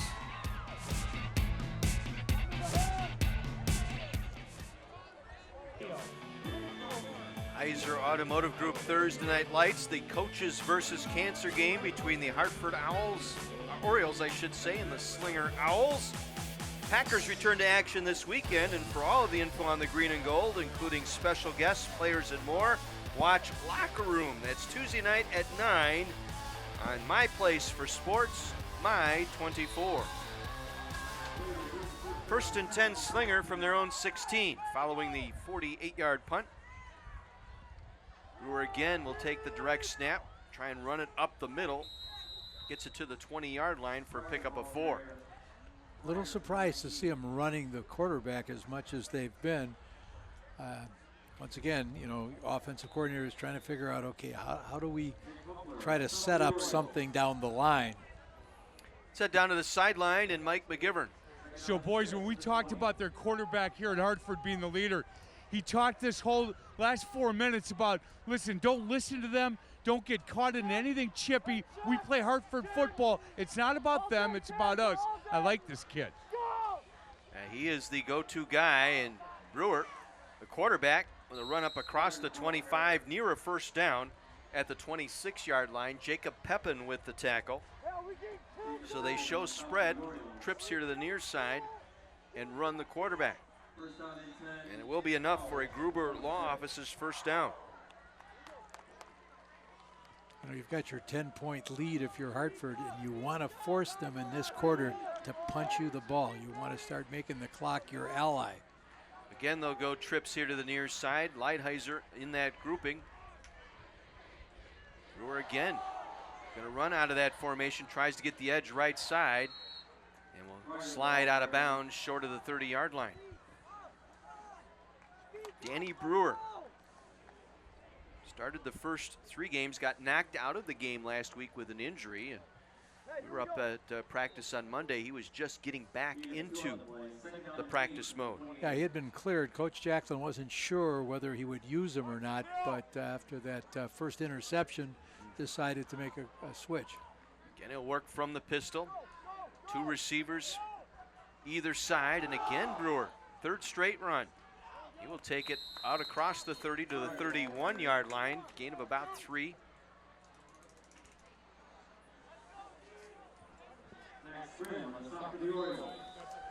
Again, spreading them out and running out of that formation. Evidently that Aaron Pokshava, the offensive coordinator, along with Bill Jacklin, head coach, working on something there, trying to get Hartford to bite on something.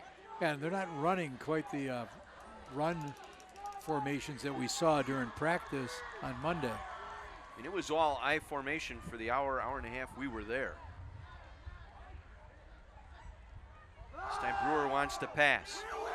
Lofts it out near side, throws a nice ball, and it is incomplete. Defender and receiver, Nick German, getting there at roughly the same time. I think that was Pepin coming over on the coverage defensively. You can see him coming out here running the wheel pattern. Little slant wheel, try to free him up the sideline. Good coverage. So 4th down. 4th and 5, and they will go for it from their own 30-yard line. Let's see, Brewer's going to drop back and punt. Penalty marker on the play. And Brewer will kick this one through the hands of the receiver, Patterson, and it will roll dead at the 16 with the penalty flag.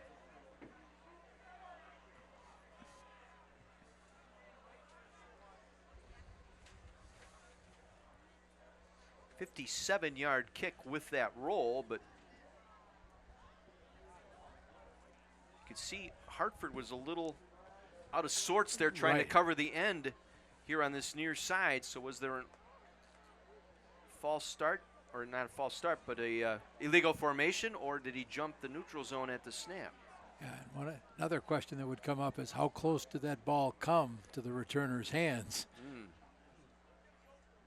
Maybe 12 in the huddle. Did we get somebody trying to get off the field, perhaps? A long conversation, nonetheless. You can see in the middle of that group, those 3 Slinger linemen could pretty much block out the sun. See, it's going to go against Hartford, I believe. Legal substitution is the call, and Slinger will decline it. Instead, they'll let Hartford take the football back at the 12-yard line. Let's head down to the sideline and Mr. John Pearson. All right, guys, this is one of the more uplifting events we'll cover. It's a football game, but the coaches versus cancer aspect is amazing. And Scott Helms, the athletic director here at Hartford, talk about this event. We know how it came together now, but the way it's grown and just the pride your community and the Slinger community has. Yeah, it's our 8th year, and we've challenged our community, both Slinger and Hartford, every year to raise more money than previous years, and they've always come through. It's been an unbelievable event. And you look at even your cheerleaders going up into the crowd to get some more, and they were serious, and the Slinger ones were diving around trying to get some. The competition part combined with it, how do you make sure that it all just stays focused in the right direction? It's an amazing event. Yes, it's an awesome event. The cheerleaders, the T-shirt sales competitions, both schools going after each other, both communities, but all for one great cause. And is there a way that people can find out more about just how we can add to this? Yes, both schools will take donations, and then we'll make the donation to Coaches versus Cancer. And tonight when we did our 87-second challenge, you'll hear before the 4th quarter how much money we raised. So it's an unbelievable feat that they do. All right, thanks for all you're doing here, and probably one of the highlights of our year, guys. Certainly is, and nice job by both sides tonight, helping to raise money for cancer and cancer research. Savage stopped for a loss on 2nd down. Charlie Covert, 2nd team all-conference a season ago, there to make the stop, and so now 3rd and 2 here for Hartford from their own 20. Yeah, he was kind enough to help the ball carrier up to his feet after the tackle, but Charlie made sure he was stuffed in the hole. Late here in the third, a scoreless third period.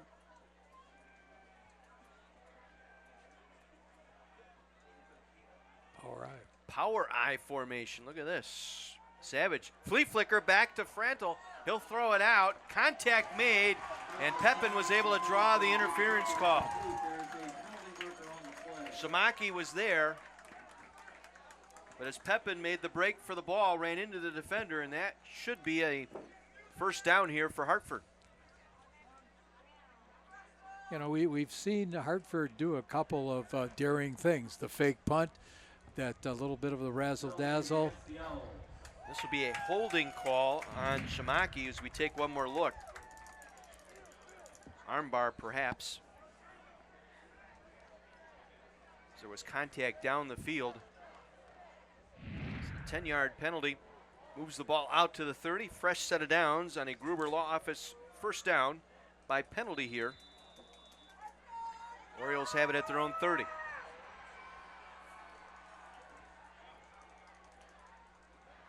This time it's Kasperzak. Nowhere to go. May have been lost a yard.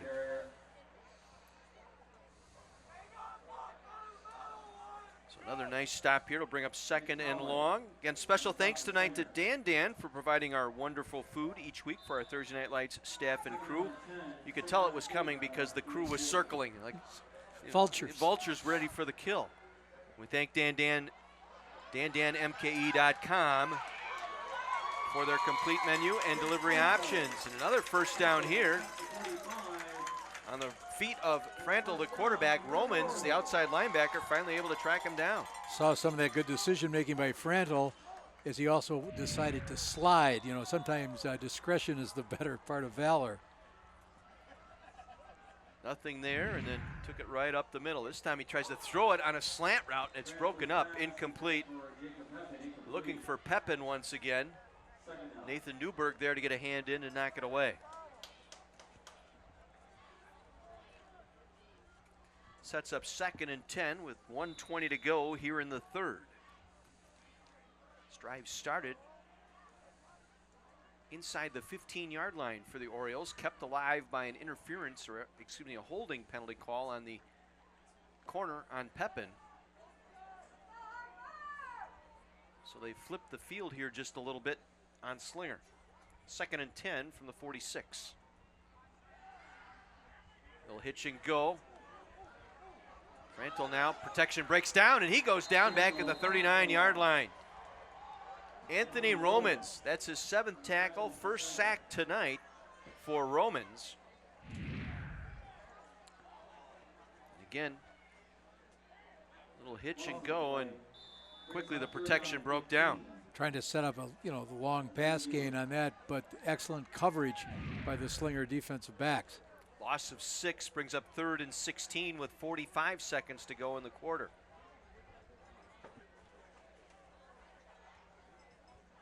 Going to have to watch for time here.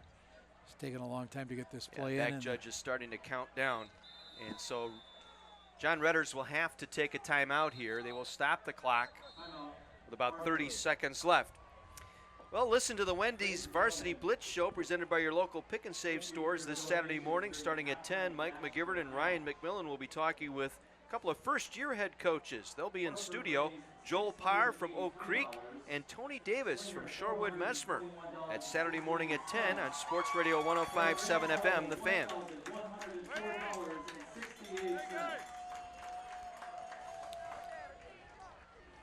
So, Joel Parr. Big game for Oak Creek tomorrow night. They're at Bradford. They just announced. Yeah, the referee trying to get the attention of the timekeeper to put 31 seconds up on the clock.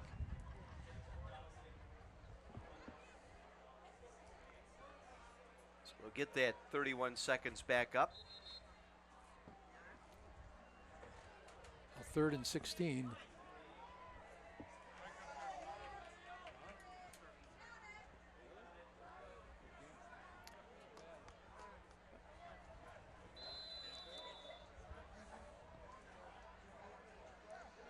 So 3rd and 16.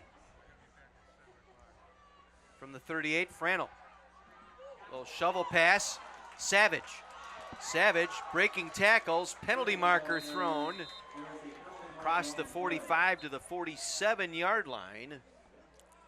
Nathan Newberg will get the tackle here, but let's check out the penalty.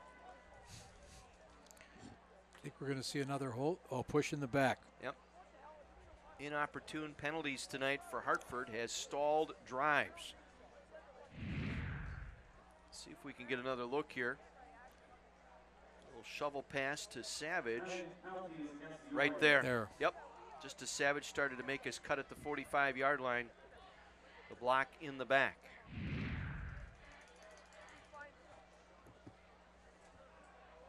They'll replay the down.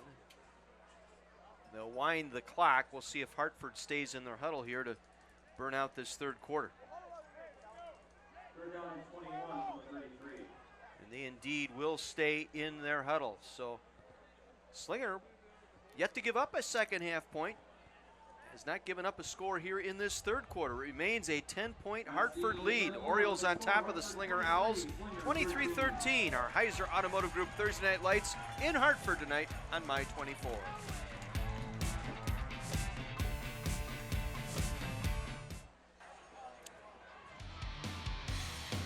Fourth quarter set to come your way from Hartford tonight. Homestanding Orioles lead the Owls 23-13. A big North Shore Conference matchup tonight. 3rd and long for Hartford. They're going to air it out, and it's going to be an incomplete pass intended for Jason Peterson. He did get a step on his defender that time as he got behind Hayden Wagner, but Frantel just aired that one out. Yeah, Frantel could see the pocket starting to collapse, and I thought, get it out of here quick.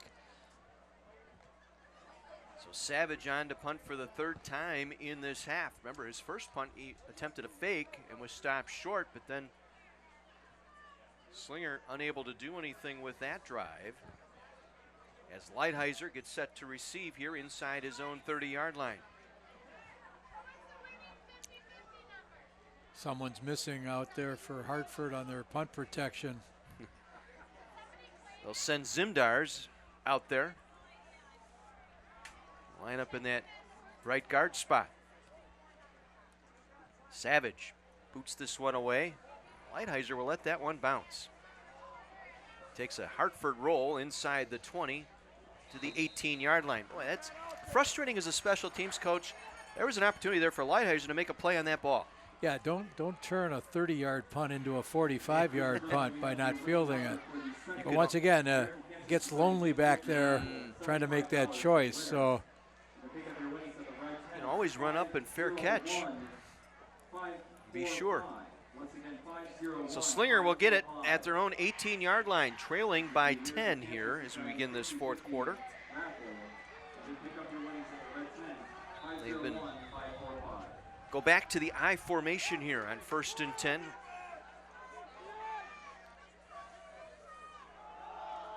And they'll try and run it up the middle with Humberg, and he is stuffed for a couple.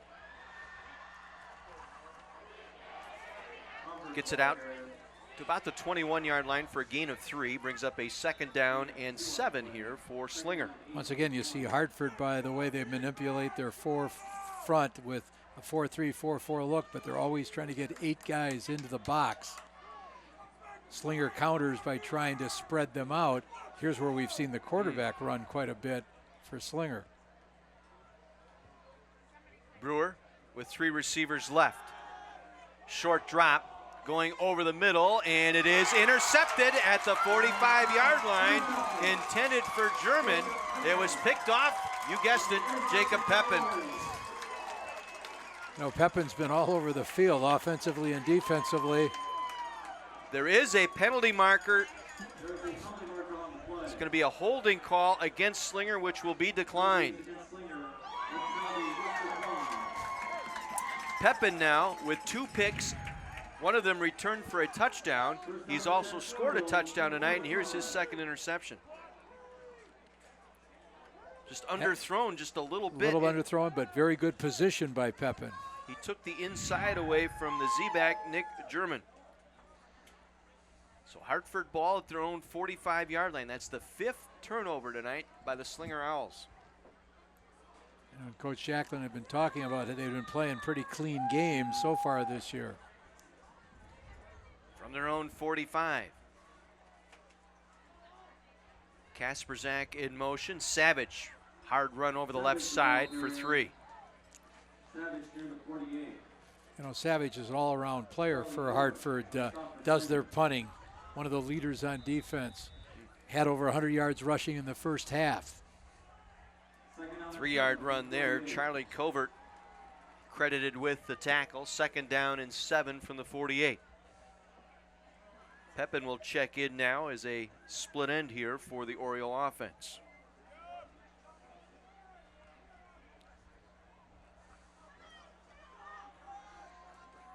Savage the single back, twins either side.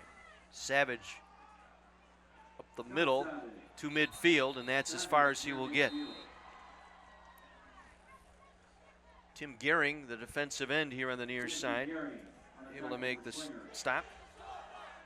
Second leading tackler coming into this game for the Owls with 14 on the year. Yeah, Hartford tried to run a little trap play that time, but Slinger reacted very well to that. A key 3rd down here, 3rd and 5 from midfield with 9:45 to play. Orioles would like to extend this drive. 3-step drop, slant route, catch is made for the 1st down. Diving grab on the slant route that time. Tim Sirmer, 5'11", 185, a senior, gets the 1st down for the Orioles. Lighthizer, the defender nearest.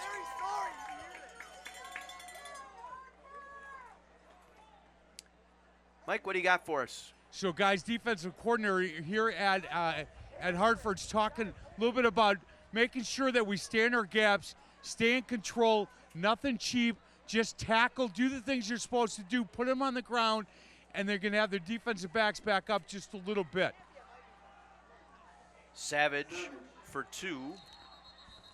And again, you can watch Frantel here. He is waiting for the back judge to begin the countdown. And you talk about, you know, having all the attributes of being a team leader, good decision maker. He's getting his team to the line and taking those extra seconds off the clock before snapping the ball. Yeah, that up-tempo thing that they were into, now they're trying to milk that clock, work it for their ways. Once again, trying to run that trap game, but Tommy Bowden keeps reading that, coming underneath, making that tackle. Bowden with a strong game tonight, in double figures in tackles tonight for Slinger. 2nd and 9 from the 41. Try the end around here, and tripped up for a loss back at the 47-yard line was Jason Patterson. Anthony Romans in the backfield. How many tackles is that tonight? He's up to 7, I believe 7. now. Yeah, he has been stellar as well on that Owl defense.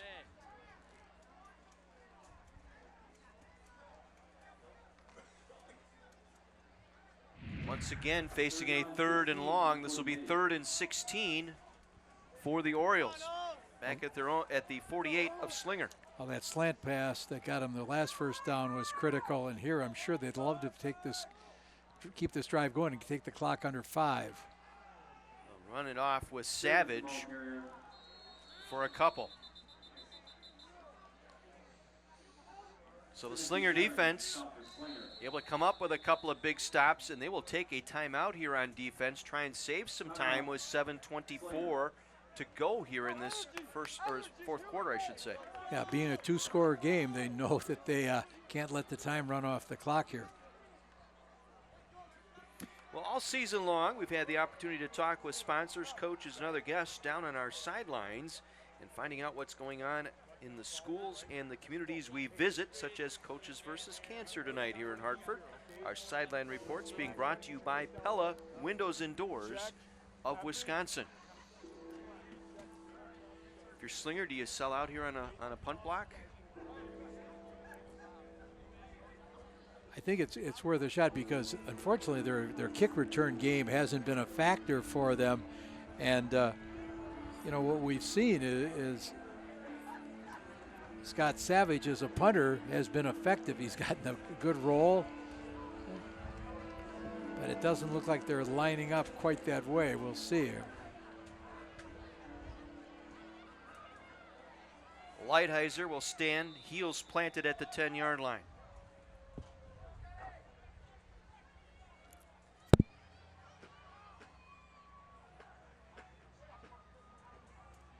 Savage, another short line drive kick. Lighthizer will take on 2 rolls.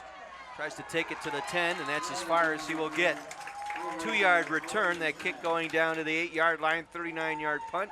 2-yard return, Bryce Zimdar's there to make the stop. Excellent coverage, and that kick was so quick and so low, Slinger didn't have a chance to really set up a return either. Well, down 23-13. They'll start this drive on their own 10-yard line.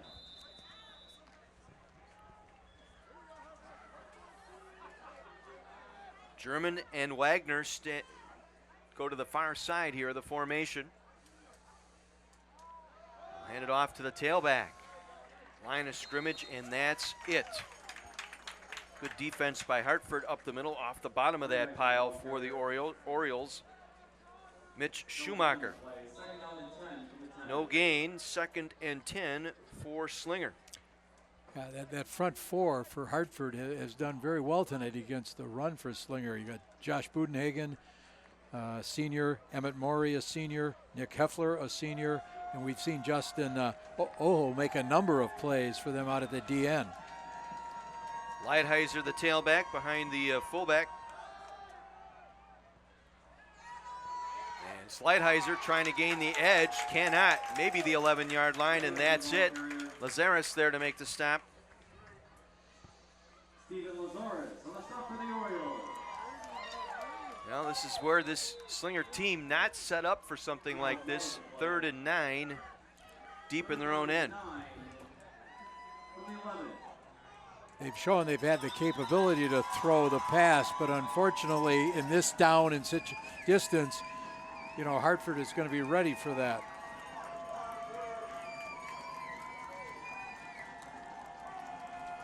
From their own 11, 3rd and 9.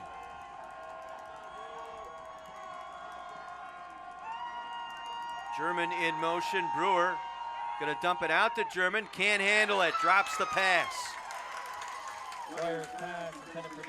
Try to hit German out of the backfield, who kind of slid around and snuck out from behind the quarterback, Brewer. But it went through his hands, incomplete, brings up 4th and 9. And Hartford was crashing a man from the outside, trying to put a little blitz on. And fortunately for Hartford, they weren't able to hold on to the ball. Brewer to punt. Gets this one away. Fair catch signaled for and made at the 49-yard line by Patterson. We'll take a break. 5.5 to go. Orioles by 10. Heiser Automotive Group Thursday Night Lights in Hartford tonight on My 24.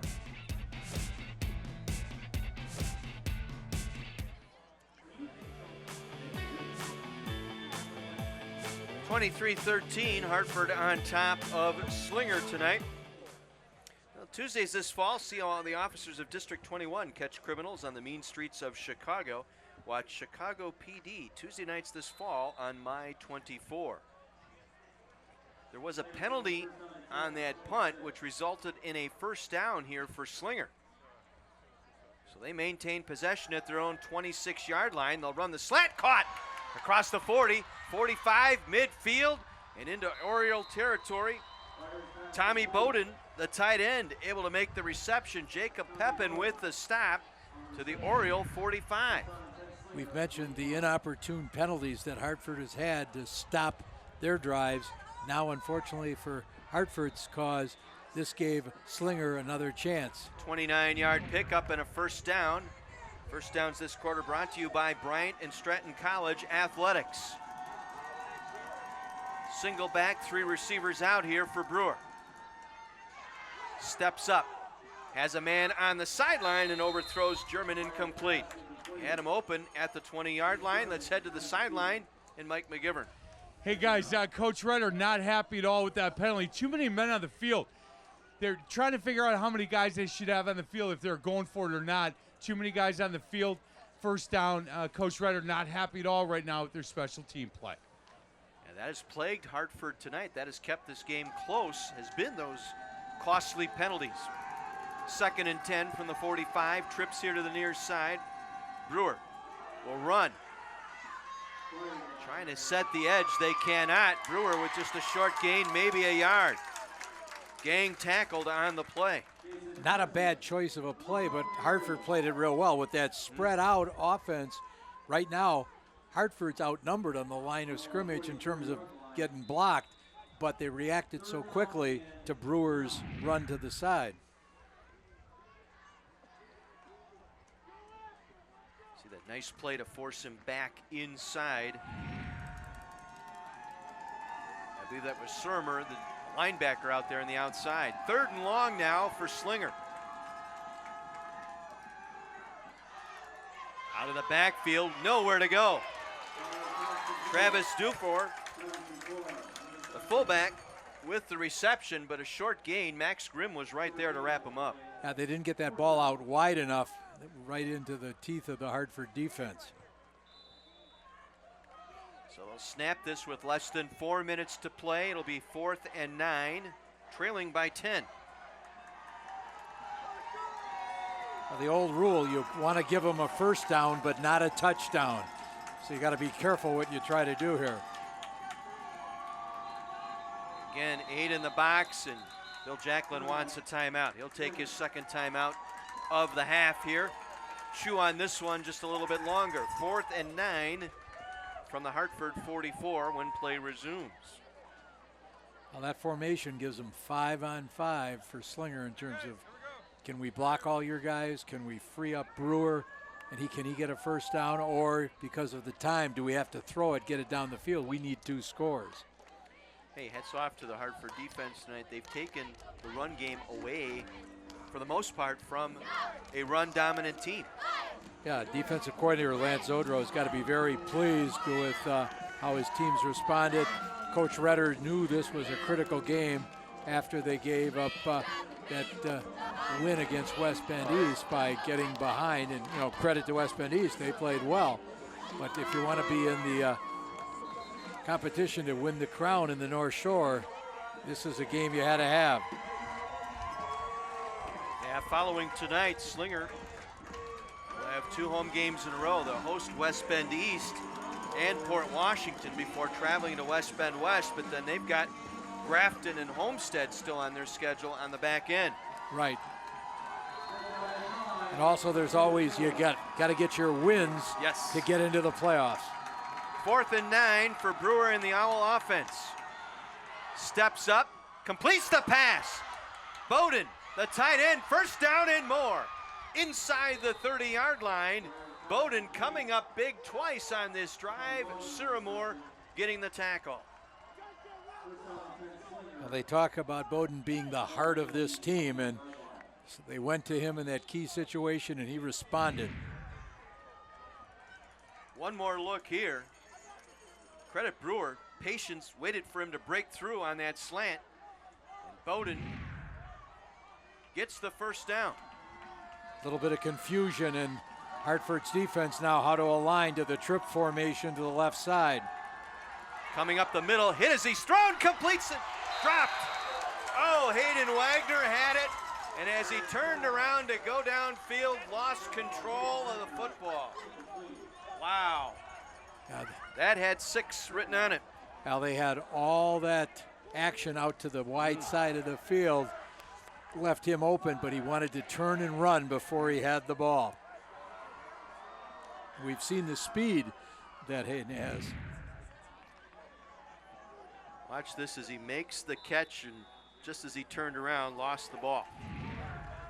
Same formation, trips left side, 2nd and 10. Brewer off a 4-man rush, again tries to go over the middle, thrown low and incomplete.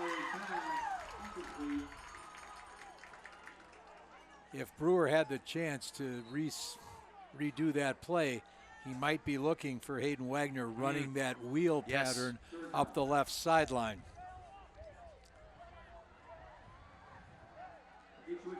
Bill Jacklin, the head coach, in the gray shirt on the left. It's Aaron Pokshava, the offensive coordinator, also on the field. See what they dial up here. 3rd and 10 with 3:05 to play. Down 10 points. Again, they go trips left.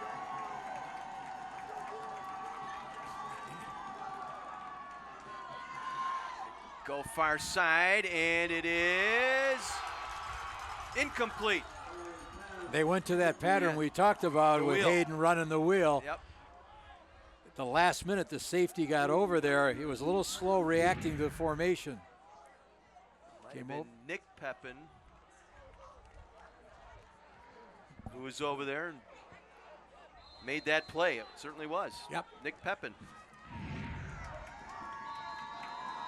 Up, 4th down. Jacob's younger brother. Yep. Well, he's got to get in there too. He can't have Jake take all the credit. Now the Owls will take a timeout here. So that is their final timeout. 4th and 10, 2:58 to play.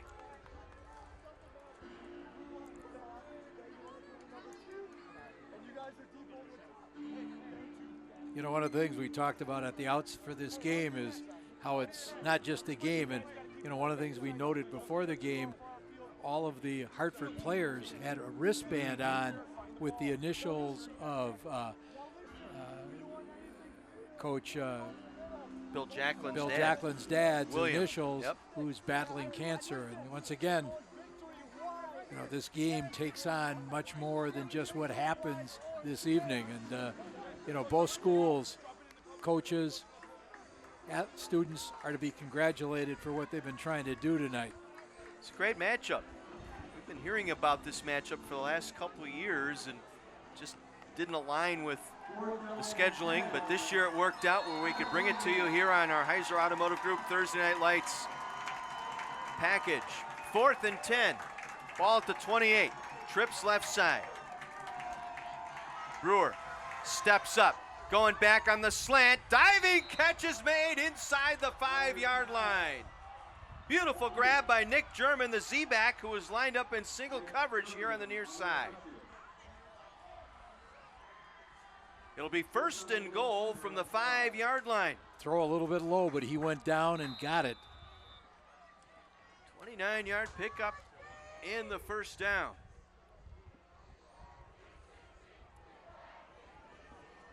Power eye.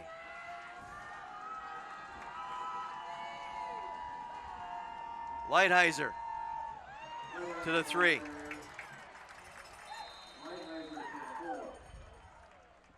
Again, clock continues to move, 2:25 to play. Jacob Pepin along with Schumacher.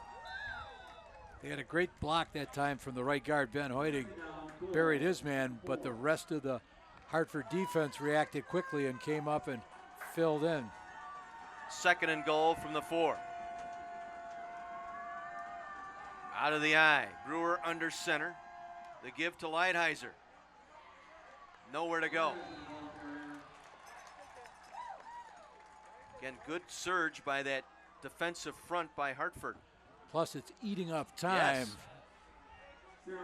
Again, Slinger out of timeout, so they can't stop the clock. Homburg will bring the play in from the sideline, replacing Lighthizer. Dufour is the fullback, Homburg the tailback. 3rd and goal from the 4. They'll pitch it to Homburg. Can't get the edge as he is met and dropped for a loss. Nick Pepin, the younger brother of Jake, again. 2nd time on this drive, he's made a key play. Wants to have bragging rights at the dinner table. It's not all you, Jacob. Excellent tackle. They'll snap with under a minute to go. 4th and goal from the 5.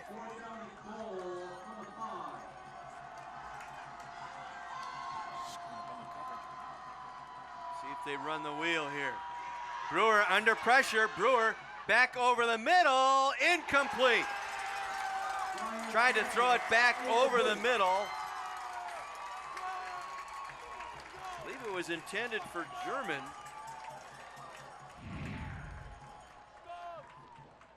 It's either Bowden or German back there. He tried to come back over the middle. Ball got tipped on its way and hit the deck.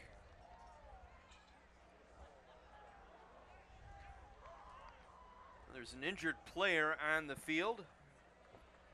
So we'll get to our watershed moment, brought to you by Sweetwater. Remember, you can be a game changer in your watershed. When it rains, stormwater washes litter and yard waste away.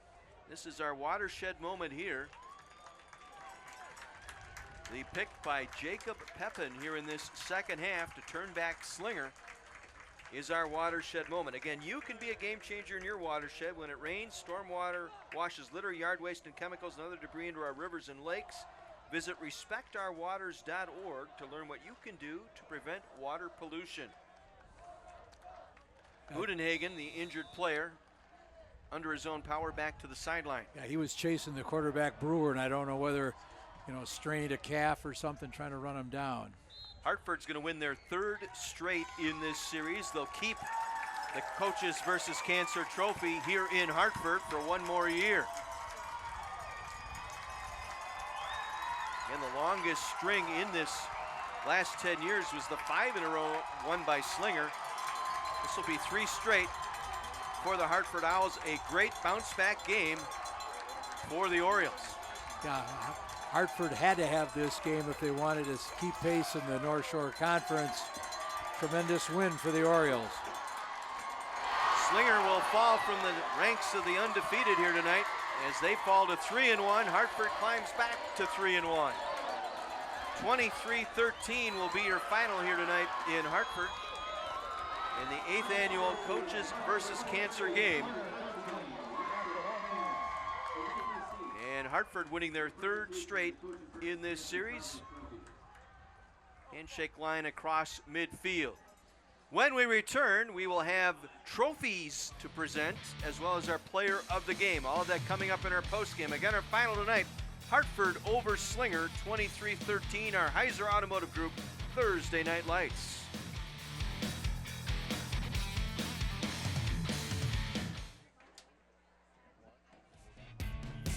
Exciting one here tonight in Hartford. The Orioles hang on for a 10-point victory, 23-13 over the Slinger Owls.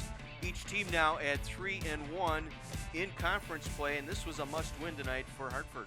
Right, and they really defensively, I think, did some things that made Slinger doubt their running game.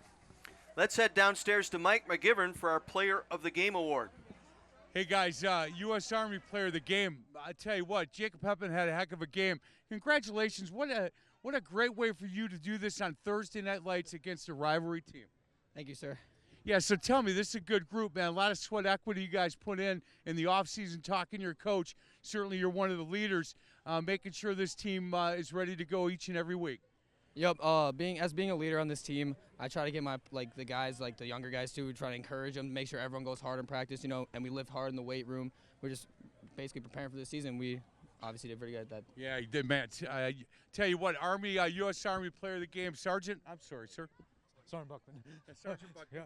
Yeah. Sergeant, I hit him right in the jaw. Oh, okay. So, on behalf of the United States Army, the United States Army Recruiting Station West Bend, I'm going to go ahead and present you this trophy of Player of the Game. You demonstrated leadership skills right there. I mean, not only your spotlight right there, but you demonstrated leadership skills. So, congratulations, Jacob. Thank you. You got it. Boys, back to you. Jacob Pepin is our Player of the Game tonight, presented by the United States Army. And what a game on both sides of the ball tonight. All right, that interception return in the first quarter really set the tone for him. Probably going to see that in his touchdown on the slant pass right before the half. A pick six, a pair of interceptions, and a touchdown reception tonight. And he set the tone for a Hartford victory tonight. Jacob Pepin, our Player of the Game, brought to you all season long by the United States Army. Army strong. Congratulations to Mr. Pepin. Let's head back to Mike. A pair of trophies to give away tonight. Yeah, a pair of them. You know what, guys, I was talking to you most of the game about 15, about his leadership skills. And what I liked is when they'd come off the field before the coaches would talk to his boys, he talked to them.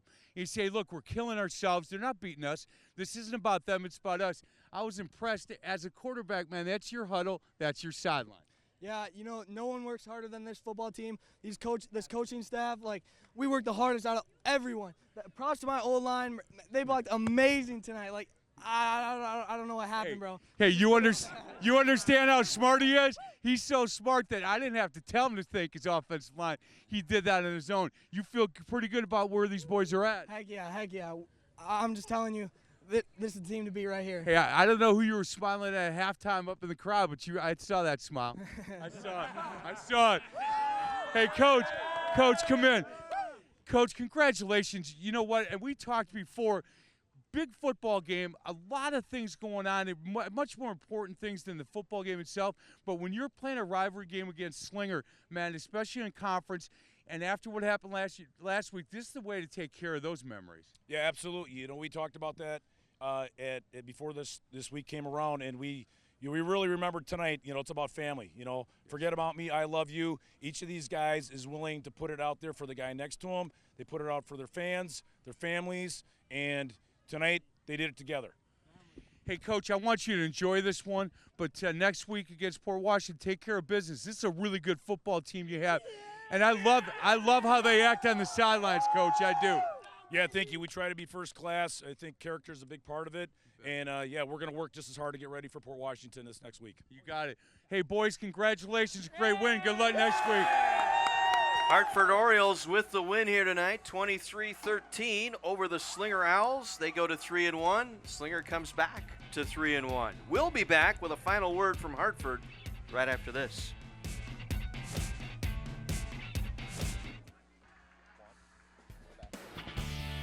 Hartford wins their third straight in this rivalry game over Slinger tonight. They capitalize on 5 turnovers, getting 16 points off those 5 takeaways tonight. Right, and other than, a little problem with penalties, I think Hartford has to feel very good about how they corrected some of the errors last week in terms of turnovers that cost them. Each team now 3-1 in the North Shore. Well, tune in again next Thursday for a Midwest Classic Conference matchup.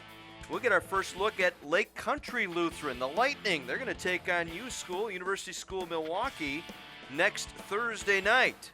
We'll be at Lake Country Lutheran High School. Made it all the way to the state championship game last year. They have unfinished business. Division 5 is their division, and we'll have that for you next Thursday night at 7. Don't forget, tonight's game rebroadcast Sunday night at 7 right here on My 24. For John Pearson and Mike McGivern, our spotter, George Papacristo, Zachary Haddu, our statistician tonight, and for my analyst, Terry Kelly, John Weiser wishing you a very pleasant good evening from Hartford tonight.